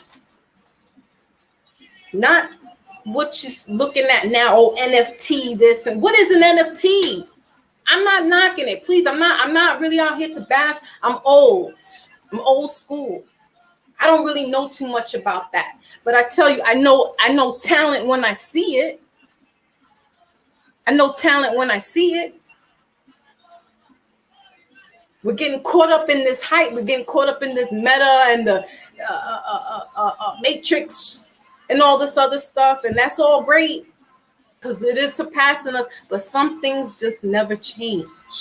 The more something looks newer, the more it isn't.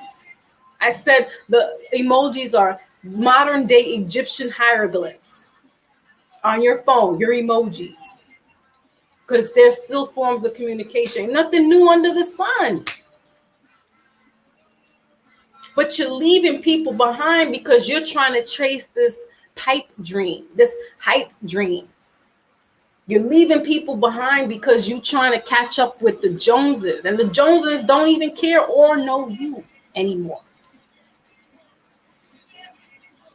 The Joneses done left the building a long time ago.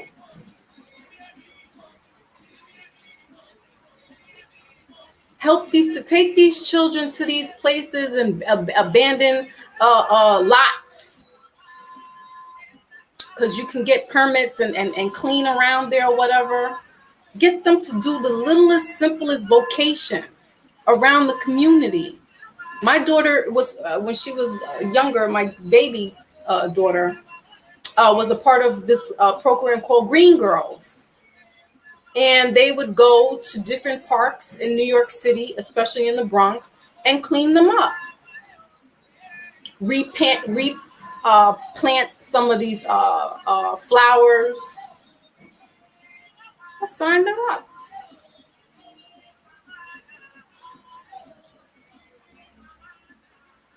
All my children were into something. Girl Scouts, boxing, football, baseball, tap and ballet, art class. It may not stop the child from doing something completely, you can have the most talented kid and they still kind of go off the deep end, right?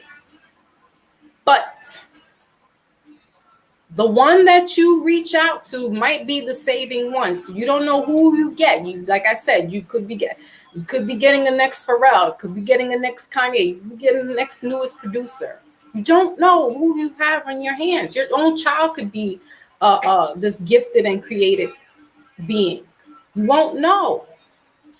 Or children's book, children's author. You don't know. Big Cat says, grab a pencil and paper. Yeah. You don't know what, that's poetry. You're writing some words and now it becomes a rhyme. Or you're just doing poetry. You're free thinking, freestyling, as they call it. By quieting your mind. I know sometimes we get a little wrapped up in our heads. And yeah, it can be hard to quiet your mind, but you got to take at least 5 minutes of that time to do it. And you will start to center yourself. How can you be there for a child if you're not right for yourself yet? You got to be doing your developing. That's what I'm saying. They're looking at you, women running around here They're looking at you, men, forgetting to come and be with them in basketball because they too dressing very, in their suits all the time now. They're trying to look cute. Ain't nothing wrong with looking nice, but I don't really see too many men's and boys leagues. Like I really am on social media almost all the time, and I don't see I'll see the dads with their kids, but I don't really see like the urban youth. Like I used to see all kinds of coaches with the kids and stuff like that. Like I don't see that on social media at all. Like nobody's, and granted, yeah, this whole whatever happened and shut us down. But even before that, I still didn't see that. Like y'all taking these trips, y'all doing these adult trips all the time. I'm seeing a lot of that. But I'm not seeing y'all, and maybe, I don't know, because of the laws or what have you, but screw that. If you're just doing it for the love of children, like I don't see people taking them to fresh air funds, going upstate, doing hiking, doing nature walks, going by the sea, collecting, shells, seashells, and doing that agriculture. I don't see none of that. I see a lot of grown folks, and I'm not trying to bash nobody, but I see more y'all doing more trips than I see you doing it. And if you're doing a trip, you're doing it with your family. I don't see adults putting together leagues of things and getting these kids engaged in nature and natural life, wildlife. I don't see it.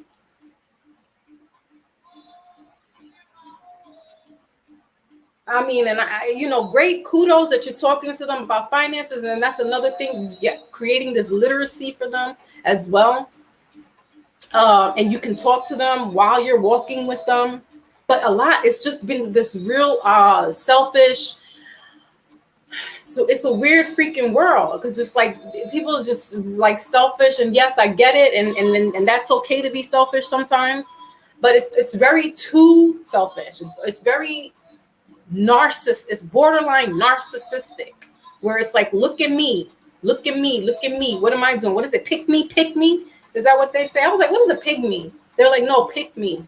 It's very pick me era right now. Pick me, look at me, look what I'm doing, look how many views I can get, look how many times I could flip over, look how many times I could. And it's like, look how many views I got on TikTok. I got 100 and something. Okay. I got excited when I made over like 10,000 views. I was like, woohoo. I don't know if I rebroadcast or posted it up. But people are getting crazy, like with this whole look at me era. And you're forgetting that you got these little kids here sitting here, like, look at me. In the community, look at this. You got to pay attention to the kids. You guys, there's some adults here that have really gone and regressed, and maybe because they're going through their karmas and whatever now, but they really on some, you a grown ass person, like you in your 30s, almost 40 years old, and you are on some, look at me, pick me. This ain't dodgeball. You're a grown ass adult. And I don't see nothing, like I said, I don't see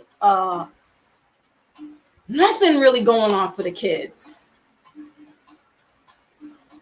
It has to be sports. It could be, art classes. Like I said, nature, fishing, hiking.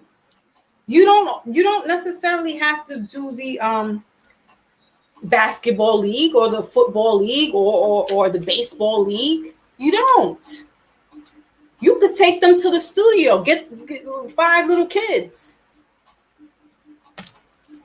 If you got a little sample machine or something like that around you.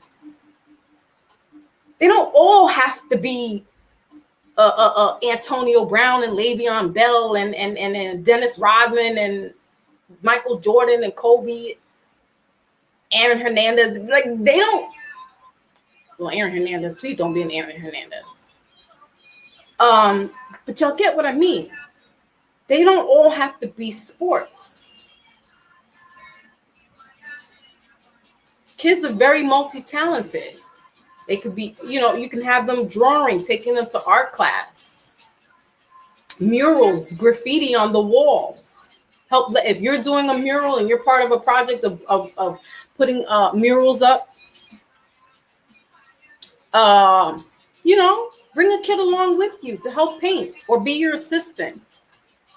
Like, utilize them. They want to be seen. They want to be heard. They want to be acknowledged. It takes nothing for you to just have a few, even if it's just your own child, to take a few minutes to sit and listen to them. It really is nothing. It costs nothing. But this newer generation is going to need us, the 30-somethings to the 40-year-olds to the 50s to the early 50s. They're not looking for no 30-something, almost 40-year-old acting like them. They're looking for a father figure, a role model, a big brother. They're not looking for the best friend. Children still need guidance regardless how old they are. They still need, and if they're younger, they need guidance. Don't let them fool you thinking they know everything. They always tell us, oh, I know everything. They may know, but as the adult, your responsibility is to guide them. And how can they, if they see you with your camera always turned around to your derriere? How? And the men, the men are, that's just it. I don't even see them. Like, they're not visible. Maybe that's a good thing or it could be a bad thing. But I'm taking my surveillance. Like, where is everybody at? Or it's the couples. It's a weird dynamic. It's just a weird thing out there. But what I'm just picking up and seeing is that it's like, look, the kids is running around here acting out. And how old was that shooter in Texas? I believe that was a teenager.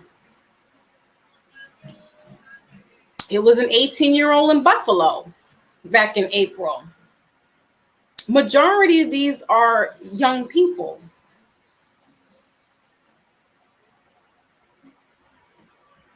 And again, I'm not saying that there isn't also an agenda for other things to take place, but for us, home, in the community, in the hood, in the neighborhood,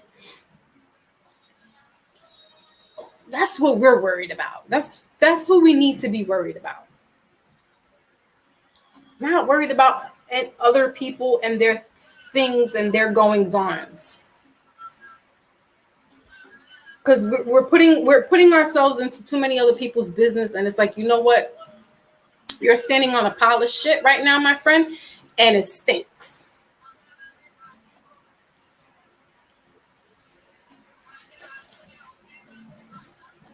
We don't even really want to tell anybody that. When we do, it gets confrontational.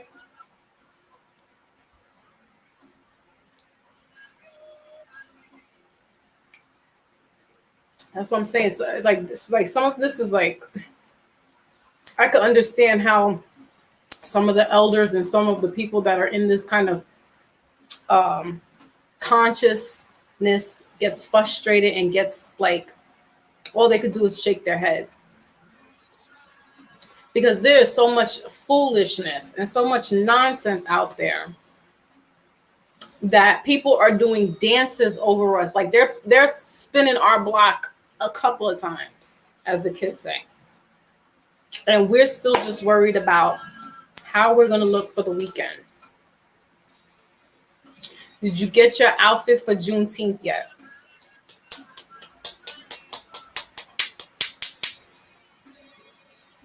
I'm not making fun of Juneteenth because it's a well-deserved holiday.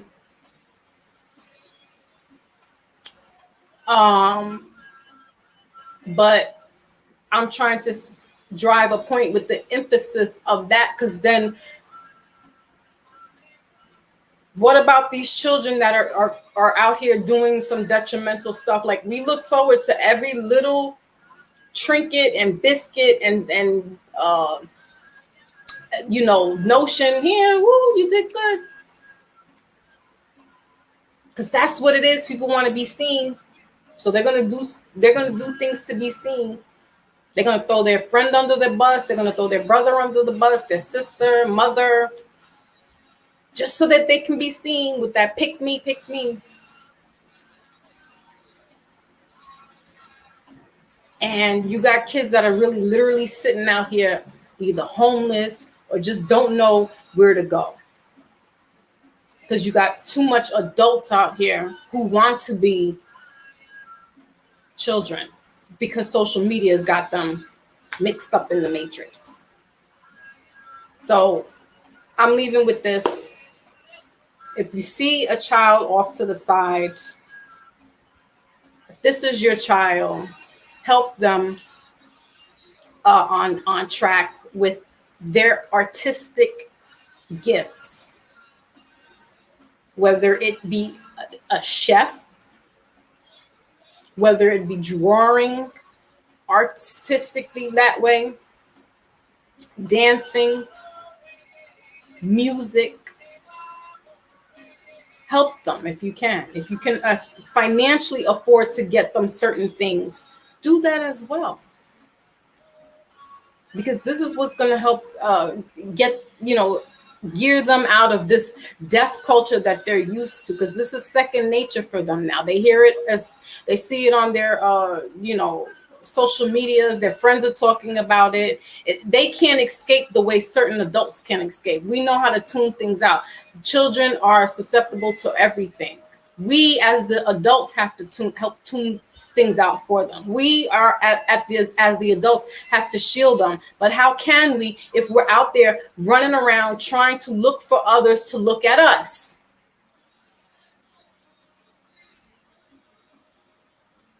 You're missing the point. When if they are crying out, then you're like, oh, well, these kids, then it's a joke. Then you're throwing it on your social media. You're an adult. Why are you putting out something that some 17-year-old kids are jumping each other? It's not funny. Like adult men, that's what they're doing. They're putting up the means of snuff porn, if you will, the fighting, or they're looking at the women, the mothers that are twerking, or the little young 24-year-olds. Like, it's just not making sense. I tell y'all, like, I look at pictures and birds and little cats, always cat videos. Me and my daughter send cat videos back and forth to each other. Because every other, or my social conscious pages, people that I follow, that I, other than that, it's like, come on, y'all putting up violence. And some of these are even the rappers. And I'm like, it's easy now. It's easy. It's easy to make fun of it. It's easy to post it up and kiki. Because it's almost like, what do you do? Some people are just defeatist and they're like, what am I going to do? Well, you don't have to add to that. You can put positive affirmations on your post. You can put different kinds of things. You have a responsibility that you can put up on your post. You don't have to keep retweeting some bunch of kids getting beat up and jumped and or shot or whatever the case may be. You don't have to engage in that. But remember that there's younger people watching and looking. So why don't you be the hero? Change the narrative. You be the hero, not being some 44-year-old trying to be cool. When there's a race of babies that hate the ladies. Tupac will have a race of babies that hate the ladies. And then you have these kids not caring about nobody. Then what? They're not. They're doing drive-bys in broad daylight in the Bronx.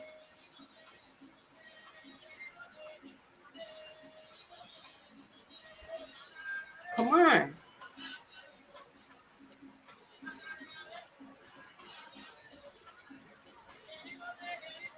Right, Lotus? Says if her children is not, they're not being, you got to check on them. They're being quiet for a reason, like, But that's what Pac was talking about. And look, that's what, 30 years later? That was my song. That's what got me through being a teenage mother. Keep your head up. And that came out in 93. My daughter was a year old. Pac saved my life because I was going through some things. So he told you this, and it's 30 years later, and now we got kids that hate the mothers. We'll have a race of babies that hate the ladies because some of them want to be ladies and they're confused. Starts from childhood. It really starts from childhood. And you got these kids out here that are like, what? We don't care about nobody, nothing. They didn't even need to watch Tony Montana to say the world is yours. In their head, the world is theirs. And they're plowing down anybody and everybody that they can get to. Right, Rich? 1993. It's almost 30 years.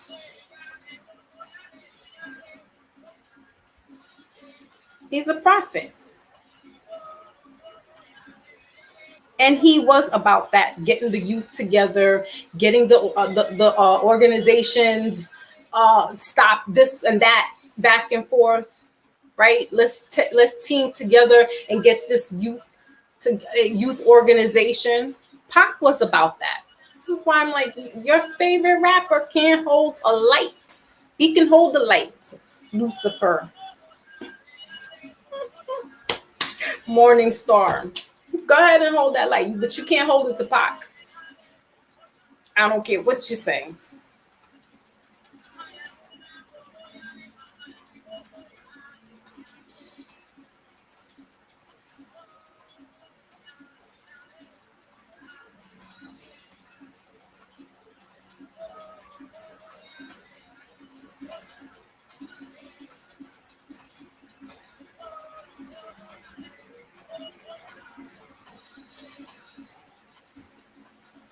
$1993. Yep.